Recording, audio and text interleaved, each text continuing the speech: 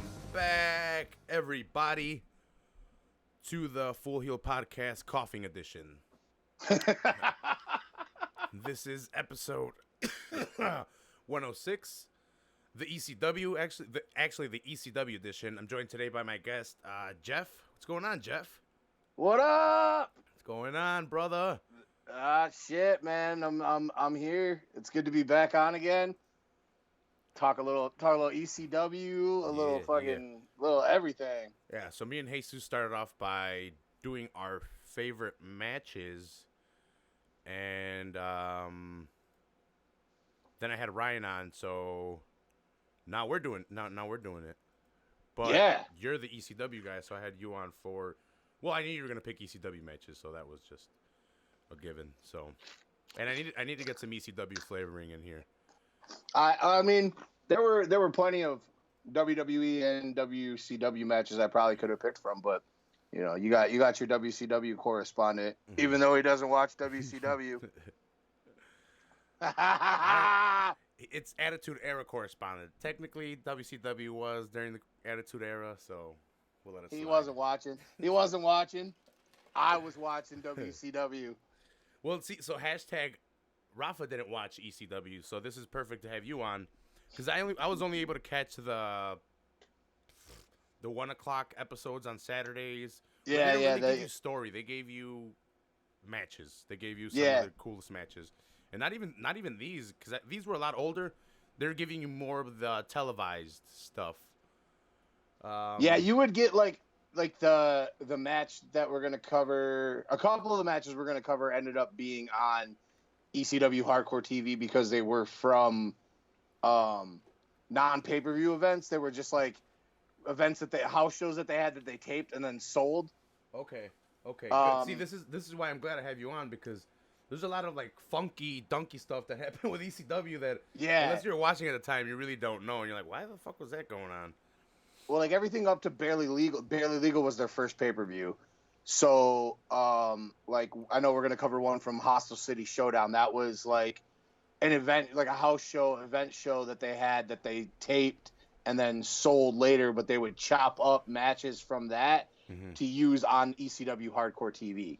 Okay, because I think, I was reading somewhere that Eddie versus Dean Malenko was, like, their first venture into New York City. Yes. And, yeah, I don't know what else I read on that, but yeah, that was the first venture into New York City. So it was early on as a company. Barely Legal 97, you were saying, is the first one? Barely Legal 97 was the first pay-per-view, yeah. Okay. So this is where WCW is finding out that ECW has a lot of talent, they have good ideas, and they need to start stealing from them so we can get big too. And then WWF starts stealing from WCW. So, right. Yeah, it's all a chain. What is it? Tell a friend, tell a wrestler. Telegram, tell a friend, tell a wrestler. Yeah. So. Telephone, telegram, tell a wrestler. So it eventually gets to WWF, but ECW was doing it first. But first, please go ahead and subscribe to the podcast. This is episode 106. So over hundreds of episodes, hundreds of hours of me and my buddies smoking weed, talking about wrestling, having fun. Old and new friends, Ryan and Jeff. Met them, 2 years ago? 2.5 years ago? Online? Yeah. And I was opposed to 3. Yeah. 3 almost. Yeah, and I was opposed to having friends online. I thought it was really weird. Not so much anymore, except, still iffy about that Ryan guy. He's from Canada. Yeah, you can't trust those Canadians, man. Yeah. We'll see. I keep saying it, but I need to make shirts. That's my next project. I need to make shirts, and I need to get one out to Ryan. Yeah, I was gonna rub it in Ryan's face that I have an FHP shirt and Ryan doesn't. All my monitors except him have one. Suck it, Ryan. All the monitors in the FHP group. I'm gonna start. I guess I should preface for the FHP fans that don't listen to our podcast that Ryan and I are friends. I love him very much. I just like to talk. We're not frenemies. I'm just fine. He's my former co-host. Yeah, former co-host. Well, that's why you're frenemies now, because he's former. No, the only frenemy former co-host I have is Dave, and we all know that. So, um, Hashtag no. What was it? No Dave, no show. hashtag no Dave, no show. How many episodes later? I don't think that hashtag worked too well. We weren't even at 100 episodes when Dave bounced. So, yeah, fuck him. That didn't even last one show. Cool. So, how's everything going, Jeff? Before we get into these matches, I'm doing good, man. Doing good. Just got done with some wonderful family photos. Oh yeah. And now I'm enjoying some of fucking Michigan's finest ganj. Nice. That nice medical shit. Waiting to start a new job in the fucking medical marijuana field. So Awesome. That's been giving me a lot of to think about too. A whole new industry in a big city like Chicago is kind of my opportunity to get the fuck out of where I'm at and find something that I like doing. Yeah, bro. I mean, weed industry. It's gonna be young. I'll have the opportunity to do it. It's just a matter of getting out there and doing it. Picking up get maybe your a resume part-time. together. Yeah, picking up a part time, keeping both jobs till I'm like, you know what? Boom, pulling the trigger. I'm jumping into the fucking weed industry. They're gonna need someone that can run this shit while they're smoking too. Like, I know potheads, they're lazy. I'll whip them into shape. That's right. Am I gonna get any of those pictures, Jeff?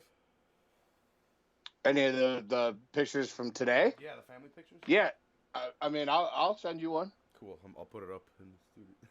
I'll put it up in the studio somewhere. Put me right up behind John, or right under John Jones over there, over your shoulder. Yeah.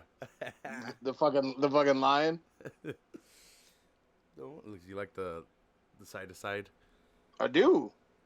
Dude, $20 for those paintings is pretty awesome. If you guys aren't watching on YouTube, I picked up two badass paintings, one of Bob Marley and then another one of a lion, and they're side to side right behind me. I might start a smokers corner club or something, like another podcast. Because look, I got my table and shit. Nice little sit down area over there. All I gotta do is pull up the cameras and the mics over there. Start another little, like I said, the smokers corner. Talking about weed, talking about ganj, all that good stuff. I like it. Yeah, I've been working out today. Worked out again with my niece. I was pushing her. It was fucking hot. So I'm like, I could see she was kind of feeling it. So I'm like, you good to go? She's like, do you want to keep going? I'm like, look, don't compare yourself to me. I'm like, 'cause I will break you. And she's like, okay, good, 'cause I wanted to stop. She's like, I was about to throw up. And then I took off my shirt and I'm like, look at this. And I fucking wrung it. And a fucking giant puddle of fucking water. She's like, what the fuck? And I'm like, yep. I'm like, I used to lose 7 pounds of water weight during Muay Thai, Brazilian Jiu-Jitsu, MMA practice, whatever it was. I used to fucking just drop 7 pounds of water weight. But I'm gonna teach her what hard work is, and she caught a glimpse of the beast today. That's what you were saying. Yeah, she caught a glimpse of the beast today. So I was hitting pads after doing 100 squats and then doing jump rope for 10 minutes.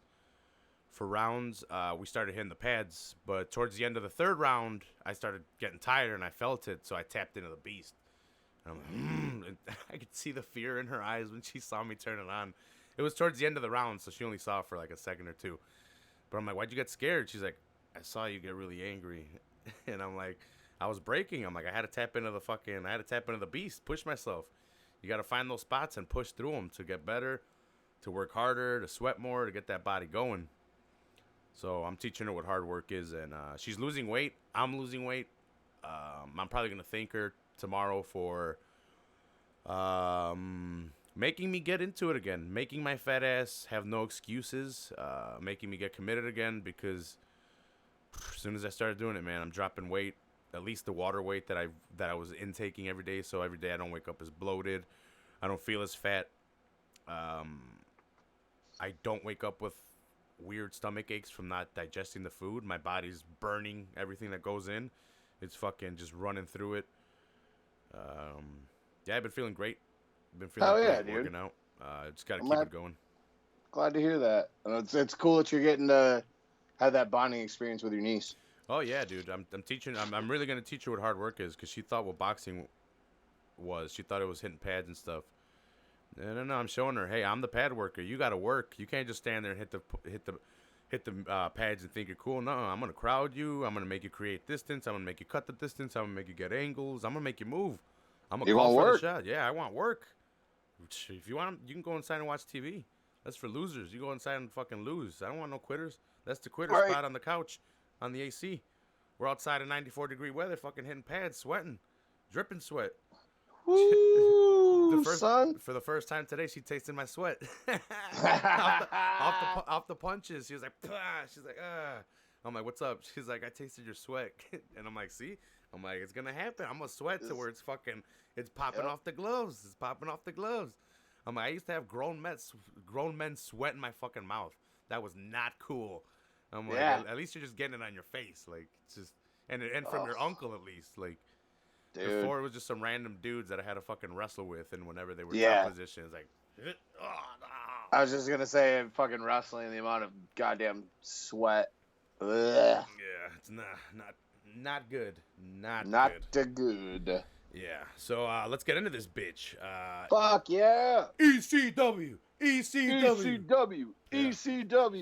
So actually, it's the perfect Wednesday to do it. This past weekend was Extreme Rules in Philadelphia, which isn't as extreme as it should be anymore.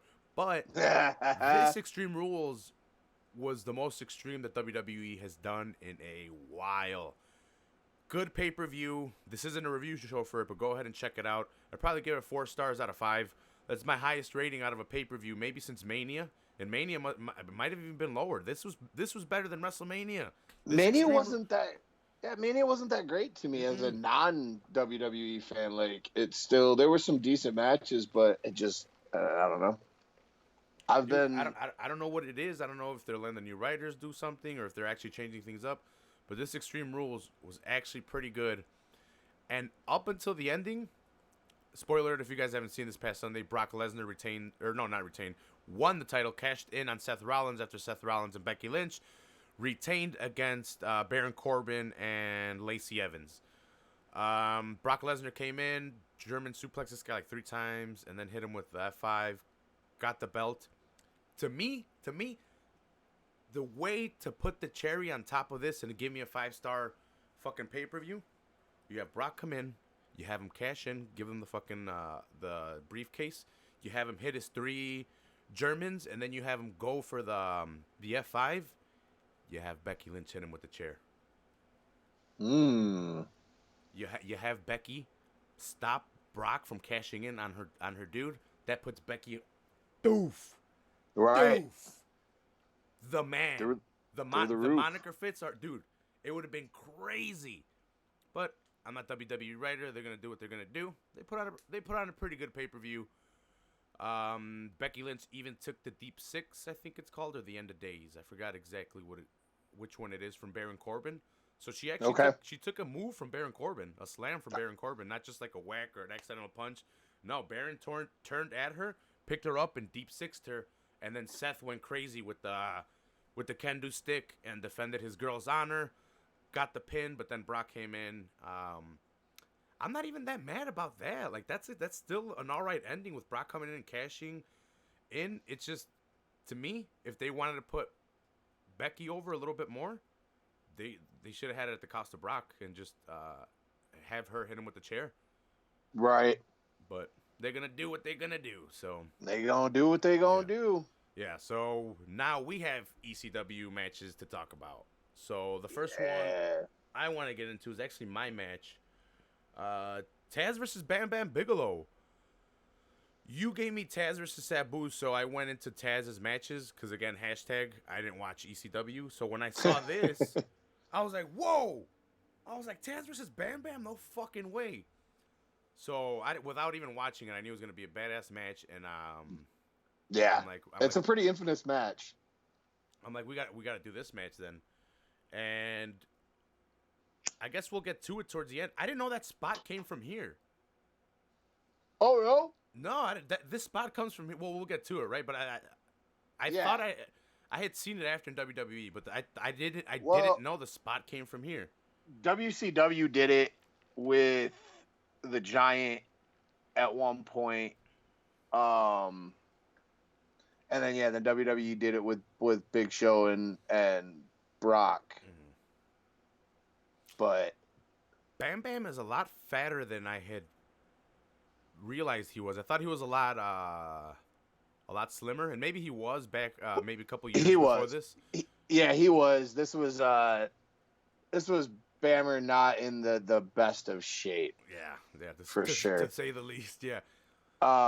In between stints, I think he was between WWE and WCW at this point. Okay. All right. So after because this, he went to WCW after this. Yeah, because he had that weird belt that WCW had at the time. He had that belt, the right? hardcore title. He had that, and he was part of the Jersey Triad with Canyon and DDP. In the end, like near the end of WCW, like the Russo-ish era. Okay. All right. Yeah, he was in a back with him. Yeah, cool. I don't think he wanted any part of WWF since Shawn kind of never really let him get his push. Yeah, not a good ending. No. And he left. He left. He had to leave. He left ECW because of money, basically. Paul wasn't able to pay him what WCW could. Yeah, ultimately that's what happened with everyone, right? They all pretty much took off because of money. Pretty much, except for the ones that stuck around to the end, and then they still didn't get paid. Yeah, the ones that had a little bit of hope and Paulie Dangerous. Oh, Paulie Dangerously. Yeah. It's like we said, Bam Bam's not in the greatest of shapes. Still put out good work, though. Yeah, still a good worker. So, this was Bam Bam's this was his hunt for the title, right? He was trying to get it. Shane Douglas is World Heavyweight Championship, right? Yeah. And he couldn't because I forgot what triple team. The triple threat. Yeah, the triple threat was fucking with him, which was RVD, the franchise, Shane Douglas, and Sabu.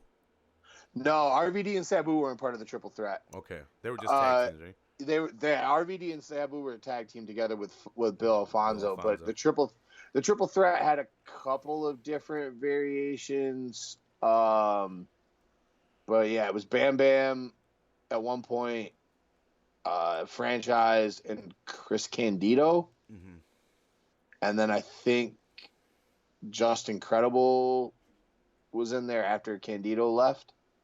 Okay, if I remember right. Okay, yeah. So Taz is giving Bam Bam an opportunity at his television title, and it's holding a lot of prestige because of Taz. So Taz had the Fuck the World belt as well, because he wasn't getting the opportunities that he deserved, right, in ECW, from what I understand. With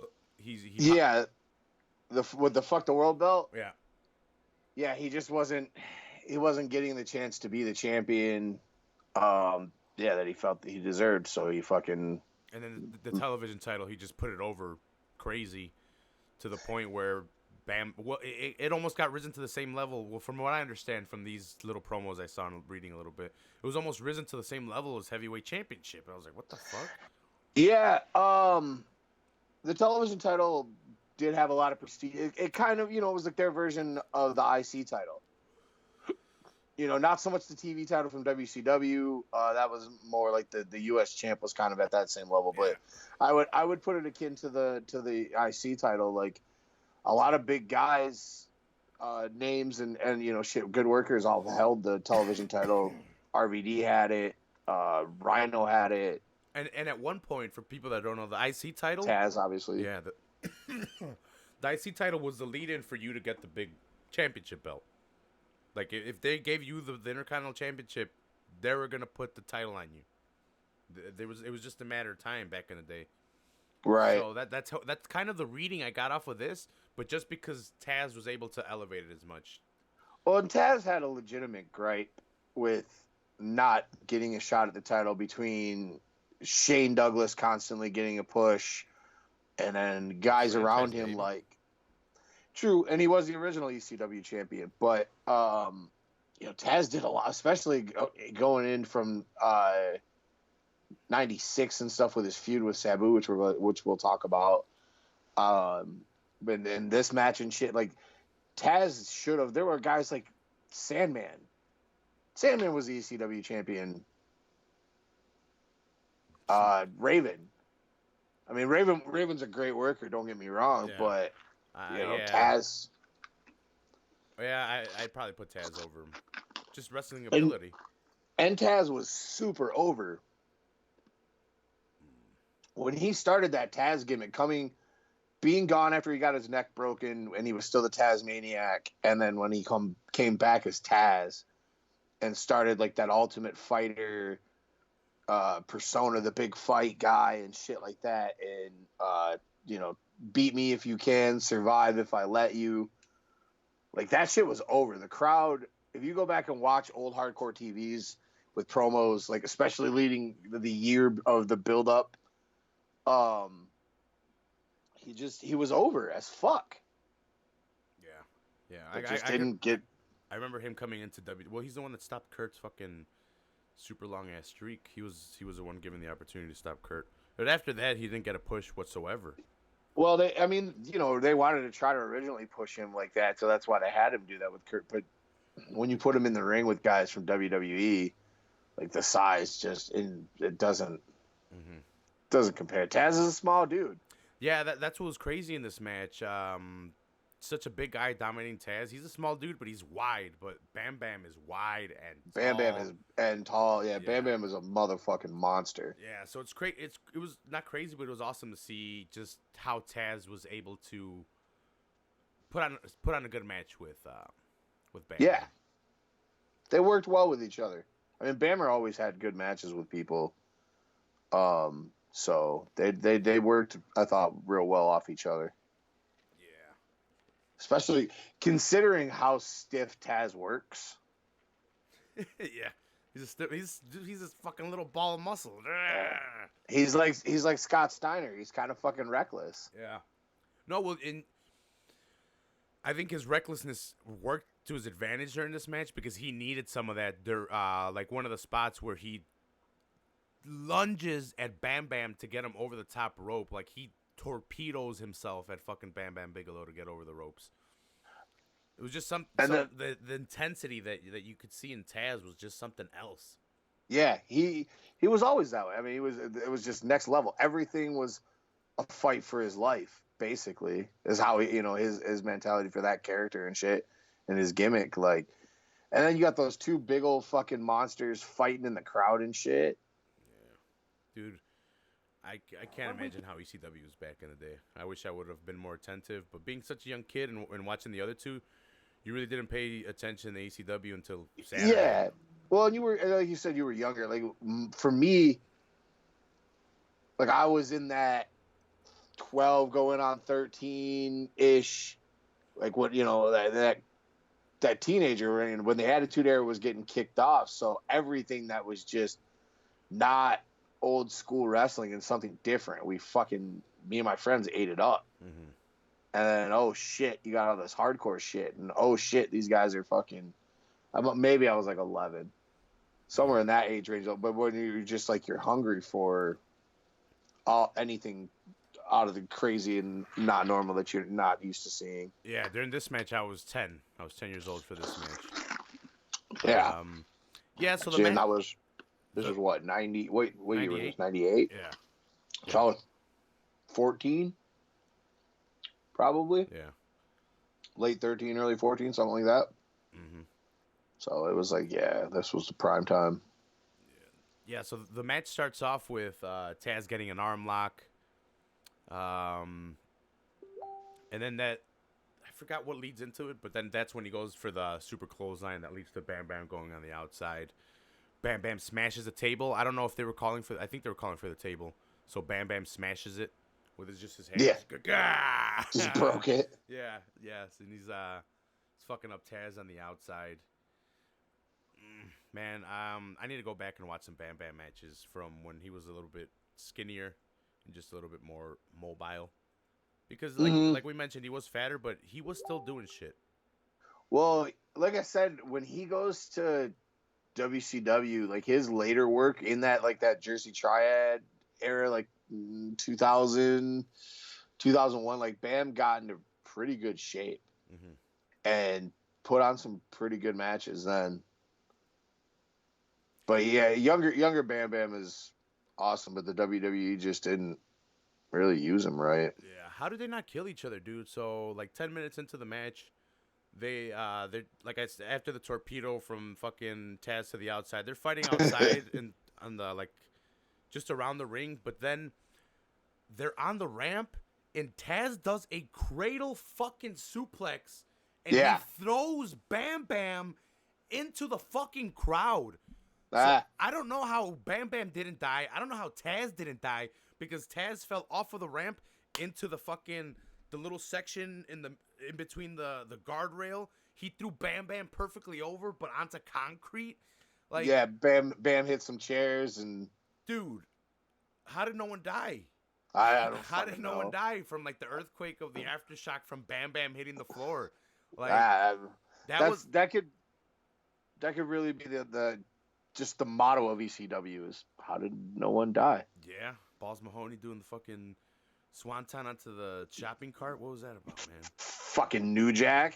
man? That we got to do some fucking gangsters match sometime, bro. We got to do some fucking New Jacks and some gangsters matches. That Jesus Christ, New Jack's crazy. insane. So they're fighting on the outside after the cradle suplex. They're fighting on the guardrail. Bam Bam throws Taz over. They eventually make it to the ring. DDT by Bam Bam, and then he goes for his fucking. It's not a moonsault. It's almost a moonsault. It's supposed to be a moonsault, but it was fucking half a moonsault. Yeah, It yeah, was yeah, yeah. really terrible. Yeah, and he misses He too. he misses Yeah. completely. Like he barely gets him with his fucking like his head and part of his chest. Bam used to be able to hit that moonsault pretty clean, but he was just a little bit, I think, just out of shape and had to kind of do like the half shoulder tuck. Couldn't go straight backwards. He had to do like a shoulder roll almost backwards. Yeah, it's exactly what it was. I don't know if he was scared at that point or he just couldn't execute it because of the weight. I just think he couldn't execute it because he used to be, even in like WWF, he used to do the moonsault and would hit it. Because he misses Taz here. Yeah, he misses bad. Like I think he misjudged his distance as well. He had Taz a little too close. Yeah, he jumped. Yeah, he jumped further than he needed to. Mm-hmm. So that wasn't the mess up. If Taz was a little bit further, it actually would have landed pretty good. Yeah, it was a bad spot all around. I'm surprised the crowd didn't chant "You fucked up." Yeah. Bam goes outside for Bam Bam goes outside for a table, clearly gimmicked table. It's breaking as he's putting it inside. They're like, fuck it, whatever. It's already in the ring. Let's keep it going. They set it up, and one of the sides is already like already snapped. Bam Bam, I don't know what move Bam Bam was going for, but I think he was going for like a power bomb or something. Yeah, because Taz just flipped them face first slammed them face first onto the table. It broke and Taz couldn't get the 3 count. He waited too long to go for the pin. You know, all the story in the book. Pin him. Yeah. Go for yeah, the pin. gotta. Yeah, but gotta it's get pacing, it together it's for a minute. selling. Yeah, exactly. You gotta sell it, brother. They go to the outside. They start chair fighting. Well, Bam Bam gets a couple chair shots in, and then they jump back into the crowd. How long is this match? I remember looking at it when I was watching it back, but I can't remember off the top of my head. I want to say it was a good. Because usually I have the whole 15 to 18 minutes. Yeah, usually I have the whole event up and I could just reference the times. But this one, yeah, it was around 18 to 20 minutes. Yeah, these guys go at it pretty long time for as hardcore as they were going. And for two, as I say, for two big men, you know, like they definitely went for a while. Yeah, and then the finish is what we were referencing earlier. And you said WCW had done it first with the Giant and Who else? I wasn't sure.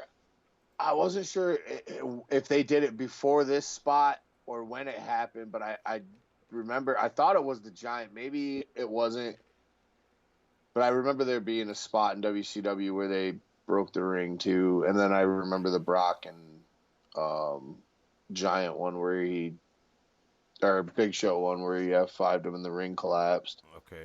Was that where the whole ring collapsed? Yeah. But this one was a little bit different because this one was different. Yeah, because that one the everything breaks on the thing and then it it collapses. This one, so after they fight on the outside a little bit, Bam Bam throws Taz back inside. He puts him up on his shoulders for whatever move he's trying to do, but Taz goes for I don't know what Joey Styles is calling it. It's called the Taz Mission in WWE. The Kata Hajime. Okay, is what Joey always. He'll call it the Taz Mission, but he always refers to it as the Kata Hajime. Okay. This was before MMA was huge, so everyone wasn't really familiar with rear naked choke. I don't know if he was using like a judo term for it because he referred to it like being illegal in judo, so I'm not really sure. But I'm liking that about ECW because when we get to the Eddie Malenko match, there's a lot of MMA aspects in that match that we can touch upon. That's pretty cool. That at that time MMA was 3 years. The UFC was 3 years old. When 91. Maybe that was 95 and UFC's 191. No, UFC was 94. 94. Damn. So it was a year after. This was a year after. Yeah. That's why it was the 25th anniversary. Mm-hmm. Yeah, UFC 1 was like November 94. So that's what I mean. Even this like being 98, like MMA wasn't huge yet. Mm-hmm. No, not at all. Tito was probably big, probably the biggest star at that time. Chuck wasn't. I don't even know if Chuck was really, but Tito was probably champion or something at that time. I'm not sure. I can't remember. Ryan's the date guy. He doesn't smoke as much weed. Numbers. Fuck them. Who needs numbers? Them? Right. I can give you the facts around the shit, but don't expect me to remember the exact date. Yeah. So this was. If I date back, this has to be the first one I could remember off of date, where Bigelow's getting choked out by the Taz Mission, but he runs to the gimmick spot and fucking slams Taz through the ring. The only other time I can remember seeing this is No Way Out 2000, but that was Cactus off of the top of the cell. Off the cage, yeah. Yeah. Brock versus Big Show when they did the superplex off the top rope and the ring broke. And then they've done it They've done it 2 times since then, I think, with Mark Henry and Big Show and Braun Strowman and Big Show, I think. Was it Braun? I was gonna say if it was Braun and Brock, that would make sense too. But Big Show's been involved in a lot of fucking ring breaking. Yeah. I guess it's somewhat believable due to his fucking size. He's been jacked recently though, because he was just a fat piece of shit up until recently. I wish I could remember. I feel like the Giant was involved in the ring breaking in WCW, but I can't remember exactly. I need to go back and rewatch WCW. Yeah, he was definitely involved in that shitty ass fucking monster truck gimmick with him and Hogan. Yeah, with him and Hogan, where he fucking got thrown off the top of the Cobo Arena into the Detroit River, and he was supposed to be dead. Mm-hmm. I took Hogan's belt. Halloween Havoc. Yeah. Dude, the Dungeon of Doom. Jesus Christ, you want to open? No, we can't even open that fucking can of worms. It was such a terrible stable. Yeah. Except for Ming and the Barbarian. Oh yeah, Ming and the Barbarian. Cool. Except for Ming and the Barbarian. Yeah. But it was such a cartoon fucking stable. It was such a joke. Oh my god, yeah. It was a joke. Yeah. So fucking Taskmaster. I'm glad I picked this match. Badass match between Taz and Bam Bam. I was surprised because I didn't know it was coming. I didn't know that fucking spot was coming. I was like, whoa, what the fuck? I was like, yeah. That's why I thought you picked it. I figured because that's like a classic ECW spot. You know what I mean? Like they used to show that in a lot of the highlight films and whatever. So it's one of those spots when you think of ECW. At least for me, when I think of ECW, it's that. That's one of them anyway. And yeah, so that's why when you picked it, I was like, oh shit, yeah. I didn't know that you hadn't seen that match, so that you were in for that surprise. Till I saw it, and I'm like, oh shit, he's gonna win with the Oh Taz. shit! I'm like, oh, he's gonna win with the transmission. Damn, they're gonna give it the Taz with the. Oh fuck! Nope. Boom! Yeah, and then Pins him. I don't know. We probably didn't see Bam Bam gets the victory after that. After a little bit, he pulls Taz out, gets the 3 count, and RVD and Shane Douglas come in and congratulate Bam Bam because he's part of them, and they take Taz away, the paramedics, if I'm not mistaken. Yeah, he didn't get up, right? No. Be a lot better if he didn't. Perfect sell. Yeah. Yeah. Oh, anything else in this match? No. Just a great match, and that I said, that classic image of them fucking going through and the crowd going ape shit. Yeah. Especially when Bammer pulls him, because then they're stuck in that hole for a minute. Everyone thinks they're fucking like, are they dead? Like, what the fuck? And then Bam comes up through the hole and pulls Taz out and pins him. Yeah. He struggled a little bit to get him out, and then he finally Yeah. got him out. Yeah. Oh yeah.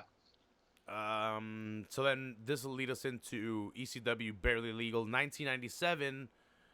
Taz versus Sabu. Was there any belts on the line? No. The belt was on the line in the match that followed this. So this wasn't even the main event. Yeah, this was a co-main. Yeah. This was just like the thing that everyone was most excited about because it had been building for so fucking long. Would this be the best rivalry in ECW? Sabu Taz? It's definitely one of. You got like Sabu Taz, RVD Jerry Lynn, Raven Tommy Dreamer. Raven Sandman is a pretty good one, but I would say those are the top 3. It makes sense. These guys tell a great story, both good in different styles of wrestling, and I think they told a very good story in that, like, of their own story. Taz being the mat submission guy, German suplexing motherfuckers everywhere, and Sabu being the hardcore brawler guy. Yeah, they are the fucking homicidal, genocidal, suicidal maniac. Yeah, so the match starts off with them both. Well, I think Taz gets to display his offense a little bit for like 2 minutes. Then Sabu comes in from the outside after getting busted open really quick. Well, here before that even happens, there's one super significant thing that happened at the very beginning of the match. So this has been building. Like this rivalry has been going on for almost a year. It started with Taz coming out to do like shoot interviews, calling out Sabu, talking shit about Sabu never responding. And then one time he's doing it, the lights go out, the lights come back on, and him and Sabu in the ring. They never throw hands, they never lock up, they never touch. But this shit goes on. Taz is fucking choking guys out. So this builds for a year, but they never have any kind of altercation with each other. Mm-hmm. So when that bell rings and they face off and they finally fucking like touch for the first time, the crowd like explodes because it's that moment of what we've been waiting for so long. So they didn't even really do anything. It was just, I don't even remember if they just like went chest to chest and pushed each other or something, but that was the first contact that they had with each other in over a year and a half of this building. So sweet. They told like you said, they told a great story in building this as well. So it's like the culmination. So even the story outside of the match was good. Right. Yeah. So did Bill Alfonso come out with Taz? Yeah, Bill was part of Team Taz. Oh yeah, never mind. That'll at the beginning of this. Yeah, that's in the match. I totally forgot. Because during his career, he's with RVD, he's with Sabu, he's with Taz. Yep. Anyone else notable? Never with Shane Douglas, right? Shane Douglas always had that hot chick with him. Yeah, he always had Francine. Show your tits. Show your tits. Yeah, Fonzie was a referee, and then it was Team Taz, and then until the end with RVD and Sabu. I hate Fonzie. Grows on you, that son of a bitch. That fucking whistle. Like, it's the worst. You hate him at first, but like, he plays his role. He does what he's got to do. he serves his purpose. Yeah, exactly. But like I said, he grows on you. No, these two guys were able to tell a great story. Taz gets the offense quick, maybe for like 2 minutes. Sabu comes in, off the top rope stuff, springboarding right away. And you get a little bit of taste of what they're both going to give you throughout the match. This isn't a crazy long match, but it doesn't need to be. Yeah. For what they're going to give you. Yeah, these two could definitely not work long. I don't think you could keep them in the ring together long because they fucking hated each other so much. Did they really hate each other? Oh yeah, they had legit heat. Why? Like they I don't know. Nobody really knows exactly the root of it because they were like they came in to ECW around the same time together. Like, it's just, they've always been synonymous with each other. They tagged with each other before when he was the Tasmaniac and Sabu was doing that Hannibal Lecter coming out on a board with 911 gimmick in the beginning and shit. Like, but they to this day, I think they still hate each other. I think it's mostly Taz. Taz fucking hates everybody. Doesn't Sabu hate everyone too? He's always telling everyone to go fuck themselves. Yeah, kind of. On Twitter. Kind of. I think that's a daily post by him. Hey, everybody, go fuck yourself. Is that him or is that Sheik? That's Sheik. Okay. That's Sheik. Okay. That's the Sheik. No, yeah. Well, I mean, Sabu would probably tell everyone to go fuck themselves. I think Sabu's done it sometimes, and that's why I've confused it with him and the Sheik, because he'll do it fewer than the Sheik. I think the Sheik does it like every other day. Yeah, Iron Sheik will definitely like start the day with "Good morning" and go fuck yourself. Yeah, so these guys, like I said, they're telling a great story. It eventually gets hardcore. They start going to the outside, and fuck. Sorry, I was sharing this shit. And damn it, I gotta reference my notes. I'm totally blanking on this match. I hadn't referenced my notes in this one. I was just shooting from the fucking dome. I didn't take notes of the match by match shit, so I can't remember the exact spots. But yeah, once they ended up, I know they ended up out in the crowd. You gotta have a crowd fucking spot. All the time. Sabu tried to.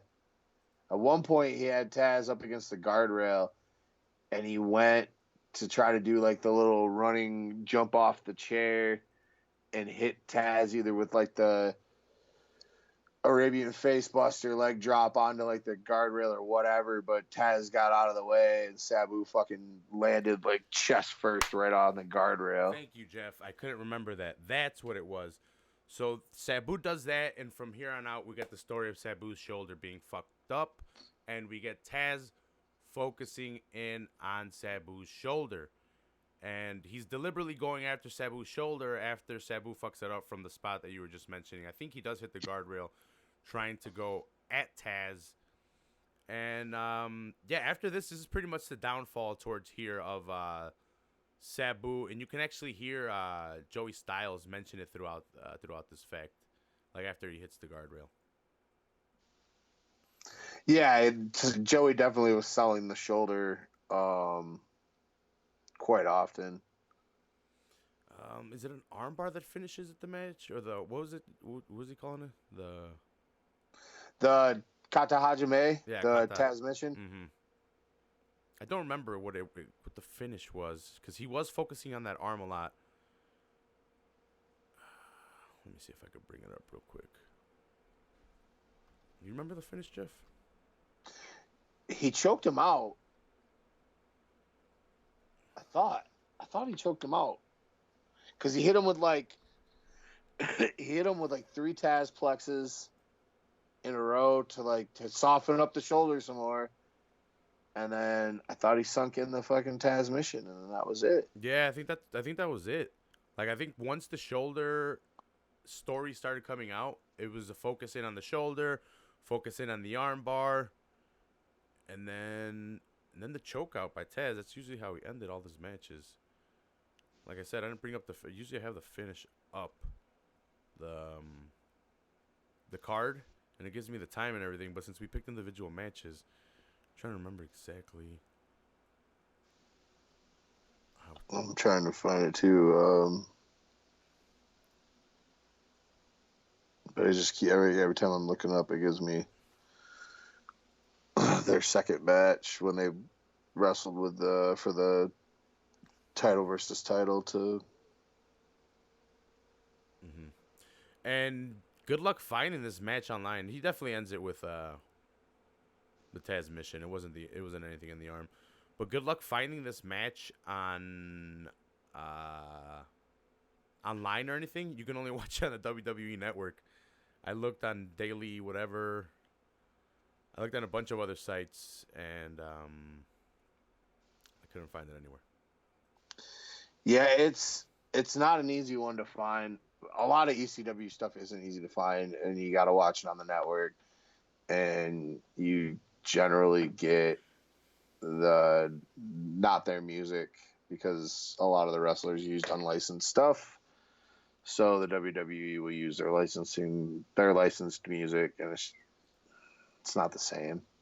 Like Sabu's theme that they play when he wrestles is the same one he had later. Like this match, I think they had Taz's old music from ECW, but it was stuff that the ECW owned. Rob Van Dam, anytime he comes out, it's not his music. Mm-hmm. Because he used to come out to Pantera. Sandman, like half of Sandman's whole thing was pretty much most of his gimmick was his entrance.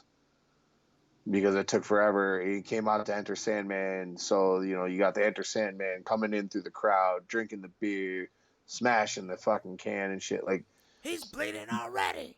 But it's all hinged on that Enter Sandman. Like it all ties together. Mm-hmm. It's just not the same without that. Yeah, no, these guys had a fucking 20-minute match. Pretty much. Wow. 18-minute match. But still. Okay, I thought it was shorter than that. Yeah, it seems shorter through all the shit that they do. Yeah. Yeah, it didn't.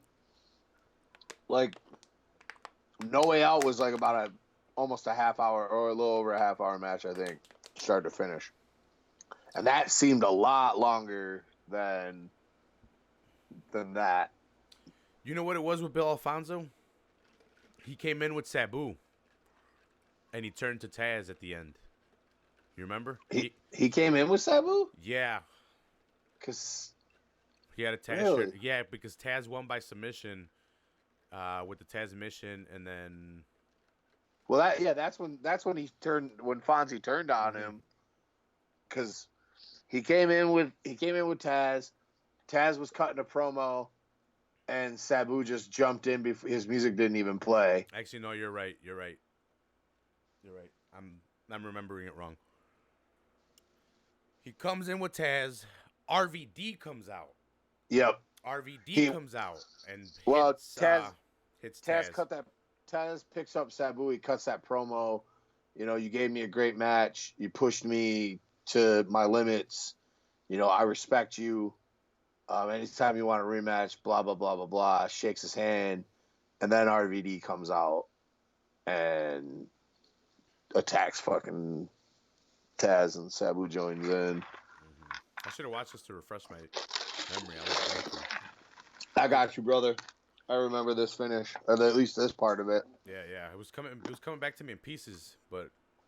And then Fonzie comes in, acting like he's gonna try to save Taz, and rips off the Team Taz shirt, and then rips off the Taz T-shirt he has on underneath it, and underneath that he has a Sabu T-shirt on. Yeah. So is this where he becomes manager for the tag team of Sabu and Yeah, this is yep. Now he's Sabu and RVD's manager. He turned on Taz, and that leads to the build. Now we rebuild up for the rematch that you and I watched the last time I was on the pay-per-view that we watched. That was the rematch between the two of them. Okay.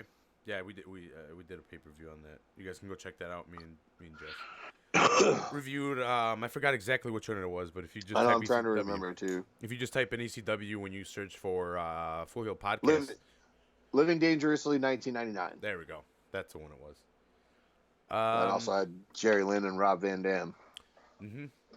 Yeah, that was probably everywhere you check. That's probably number one for matches all time for ECW. The series that they had, the three matches. I mean, it definitely. We probably saw one of the three. But we did. One of those three is the top one for ECW matches of all time. I checked a couple of lists going through matches, and that's usually number one. Two really great workers that knew how to work off each other well. Mm-hmm. Let's see. Anything else on this match, Jeff? Well, nah. How many matches do Sabu and Taz have? They have a pretty good few, don't they? So they had one early when he was still the Tasmaniac, and then this one, there's one where Sabu broke Taz's neck, or I'm sorry, Taz broke Sabu's neck when he suplexed him through a table. Sabu landed all crazy, and then there was Living Dangerously. I think technically, who would you say won the rivalry?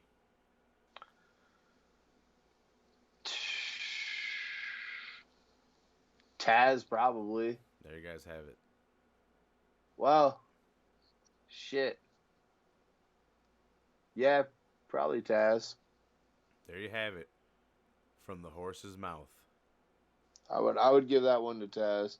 Sabu is probably my favorite wrestler of the two. Mm-hmm. Me and Jesus recently, or he picked one of his matches. It was La Parca versus Sabu. Ooh. It was a fucking crazy match, dude. Sabu brings out the scissors. Where was that at? MLW? Really? The link's in the description. I can get you the link real easy. But he even cuts into La Parca's mask, fucking jabs fucking scissors in his forehead. He's all fucking bloody. Sells the blood really well. They have a pretty crazy match. I almost picked one of Sabu's FMW matches. This might have been FMW, but I don't remember. It was crazy. I almost didn't want to watch it. That was like where Funk and Cactus Jack had the fucking exploding matches. Like FMW was some fucking next level hardcore shit before ECW even. That's like where where Sabu kind of made his name with a lot of crazy shit. Where he got a lot of his scars, except for the one that he got in the fucking, because he was doing barbed wire matches and shit over in Japan. Yeah. So Taz Sabu leads us into Cactus Sabu. Cactus Jack, bang bang, bang bang versus Sabu. ECW Holiday Hell 1995. This was another one of those like house show videos that still easier to find than fucking the previous fight. Really? Yeah. It was. I don't know why. I don't know why Barely Legal was hard to find. Like if you have the network, it's on there. Yeah. Oh yeah. Trying to find it online for sure. Yeah, trying to find it online is kind of hard compared to other shit. Yeah. So right off the bat, I guess we have a anti-hardcore Cactus Jack going up against Sabu, super hardcore, in a Olympic wrestling style match, supposedly. So Cactus had been kind of doing this gimmick where he was cutting promo. His heel, baby. About Cool heel podcast. Yeah, he was being a heel, But he was cutting promos about being anti-hardcore and, I break my body. A lot of the kind of the same shit that they ended up doing in the WWE later when he was Mankind, talking about how he broke his body for the fans and shit. And, I did this all, so you guys would chant, he's hardcore, but I'm doing it in a bingo hall for fucking $50 and But you guys don't care. Yeah. But you don't care. So, Cactus Jack is Mick Foley's acting alone, perfect for fucking that character, for WWE, for a wrestler like that. Like his acting is awesome for a wrestler, and then the shit he would put his body through. Yeah. Like that's why Mick Foley's Mick Foley, and he will forever be loved by everybody. Yep. This guy is he's killed himself. Yeah. For us. Literally killed himself. Literally. Yeah. And he even relived some spots in this match that had fucked him up in the past, like really bad. But yeah, so right off the bat, like I said, we have that weird rules match that's kind of trying to be established. But 911 comes out and fucks up the ref, chokeslams the ref, and he's like, "Fuck that! We all want hardcore. I'm the ref. Hardcore match." That's as easy as it was. They're like, "All right, yeah, hardcore match," and even Cactus Jack didn't protest. Fuck the heel well, no, right you now. can't. No, you can't protest 911. Yeah, exactly. Too that Joey Styles right away. He's like, "Yeah, well, Cactus Jack doesn't want a piece of that." Like, if he didn't give him hardcore, 911 was gonna fuck him up. Yeah, nobody fucked with 911 back then. Who was 911? Somebody from Florida Championship Wrestling, I think, originally. Okay.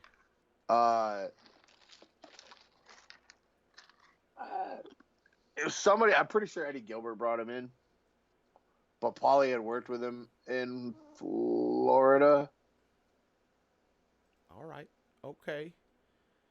I can't remember his real name or anything, but it was fucking gimmick. He got brought in. He was like Paulie's bodyguard back at that point, because Paulie was still managing in ECW then. Mm-hmm. So not only it's an Olympic styles match, but that means there's a point system of sorts. Yeah, Pee Wee's trying to explain the NCAA point system to the fans. Okay. That's what I thought, but I wasn't too sure. I'm like, is he explaining like actual like takedowns are worth this is worth that? But that's what Joey Styles was going off of on, I guess. They kind of didn't really explain it all too crazily well. So if you don't know NCAA rules, and like this was a hardcore match, and he still went off, like he stayed to gimmick. He still fucking he stayed. Joey tried to play the gimmick. Haha. And it works when it's you by yourself and you got to keep talking and keep going. It works. I don't know who else would have been able to do it by themselves. Yeah, Joey carried that company. I mean, once in a while he would get another wrestler that would sit in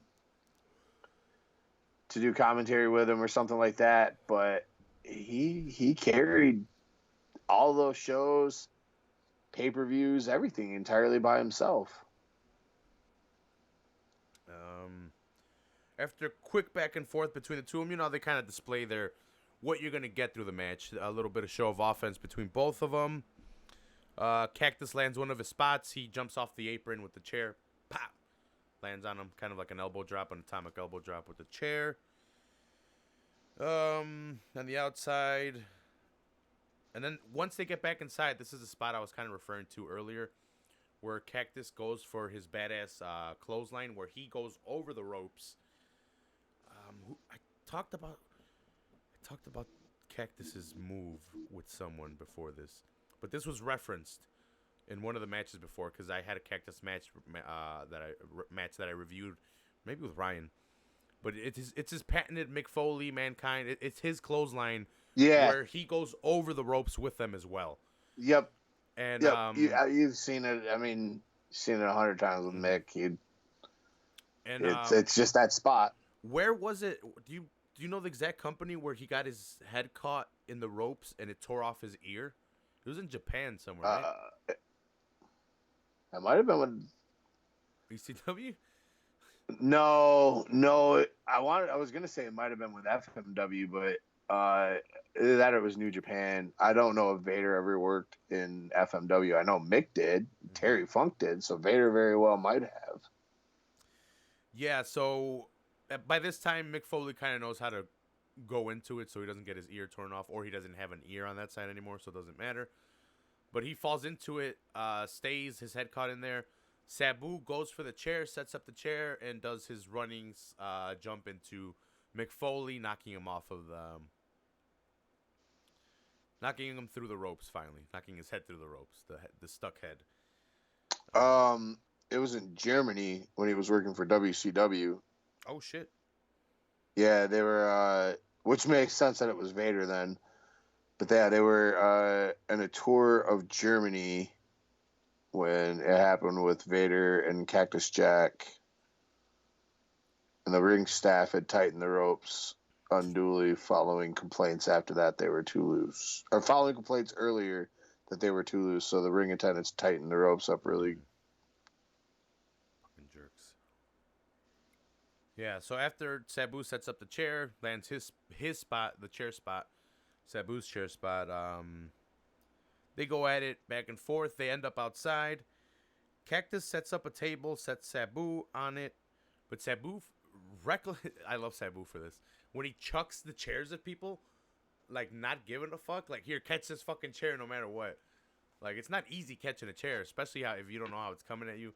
Pretty sure these guys had a system of how they knew how to throw it and catch, but still, Yeah. it's a fucking chair, man. Like, and Mick Foley's on the top rope. Not only does he have to keep balance, but he's got a fucking chair that's being chucked at him by Sabu. So And it's not like Mick is the most agile individual, we'll say. Mm-hmm.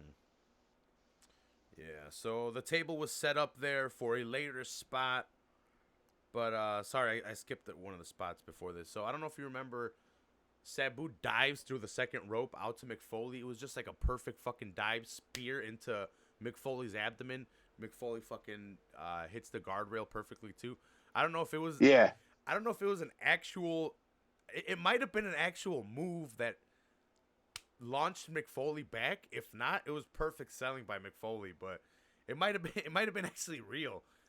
I wouldn't doubt that was pretty real. I mean, it looked fucking real. It looked real enough to where I had to fucking write it down and point it out. So I'm like, man, that fucking dive through the second rope and hit was pretty fucking sick. ECW was the home of the fucking unguarded headshot. Mm-hmm. Like, if you put your hands up, you were considered a pussy in the locker room.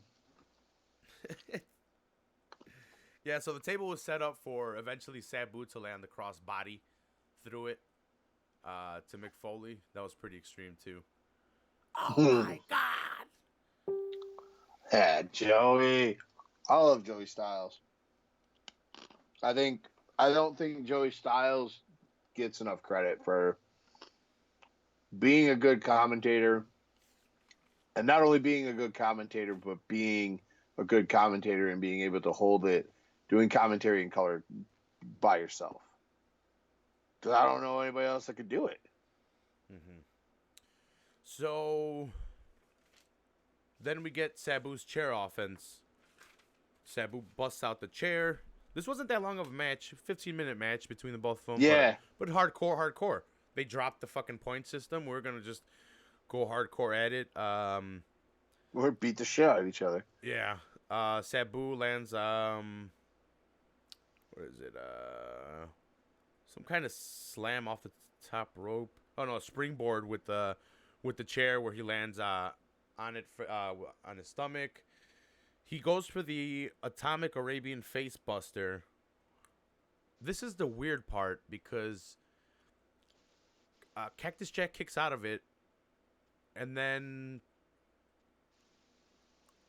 Sabu goes for a pin, like where he just kind of falls on Mick Foley, or where Cactus picks him up, and they kind of just fall. It was really weird. he kind of just falls on him and gets a 3 count after that. Like where even Joey Styles was like, he was too tired. He couldn't kick out of the second pin. It was like, I don't know if they botched it where he was supposed to not kick out of the first pin, where after he went for the face buster, and then Probably they're like shit, that was the spot. Fuck. I'm guessing the ref fucked up the spot, and Cactus was supposed to kick out after the 3, and then I don't know. 911 was just slow on the count, and so they had to fucking gimmick and go home again. Yeah, it was kind of weird finish. Yeah, it was a sloppy finish for sure. Yeah, which sucks because it was a good match. Yeah. That was just kind of like, what the hell's going on there? But other than that, fantastic match. Sabu's an animal, man. I've been watching more and more in Sabu now that I've been doing favorite matches. Jesus had one, like I said. The ECW edition has had 2 now. I can watch Sabu all day. And you can see aspects where he doesn't need to be so extreme. We still had extreme at CCW versus him and Taz, but we can see how he just wrestles his way of wrestling without having to use weapons the whole time. This time it was just outside. It was fucking chairs, tables. Oh, for sure. I mean, Sabu could work, like legit work. I think we got a good compare and contrast between Taz, Sabu, Cactus Sabu. I think it was a good. And he could work with anybody really and have a good match too. I mean, he had that ability to bring his game up a level, or play up or down to the level of the person he was working with. Yeah. Anything else on this match before we move on? Nah. All right. So next match would be Cactus Jack versus Triple H. No Way Out 2000. Championship versus retirement match. Triple H's belt versus Mick Foley's career. If Mick Foley doesn't win, he has to retire. The good old loser leaves town match. Yeah. But we all know that's not true. Yeah, we all know that's not true at all. Yeah, Mick will come back eventually, but it's sad. It adds that extra oomph to the match. That extra, oh my god, fucking Cactus Jack better win, or else we'll never see him again. Drama and suspense. Yeah. So the match starts off with them in the ring. Cage drops down. Right away, we see locks all around the door. Put there by Steph, supposedly. But Cactus Jack was saying that, I didn't look up the feud, but if I remember right, it was Mick Foley turned into Cactus Jack because of the feud with Triple H.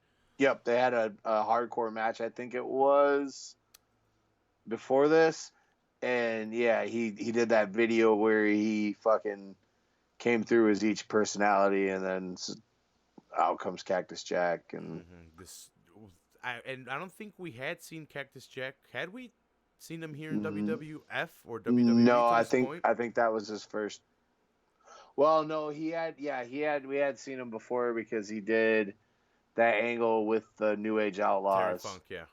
And Terry Funk as Chainsaw Charlie, which was stupid. Match? They should have just done it, kept him as Terry Funk right off the bat, but whatever. He came out with pantyhose on his head. Yeah, he was Chainsaw Charlie. That one's come up a couple times. I've done that pay-per-view a couple times now.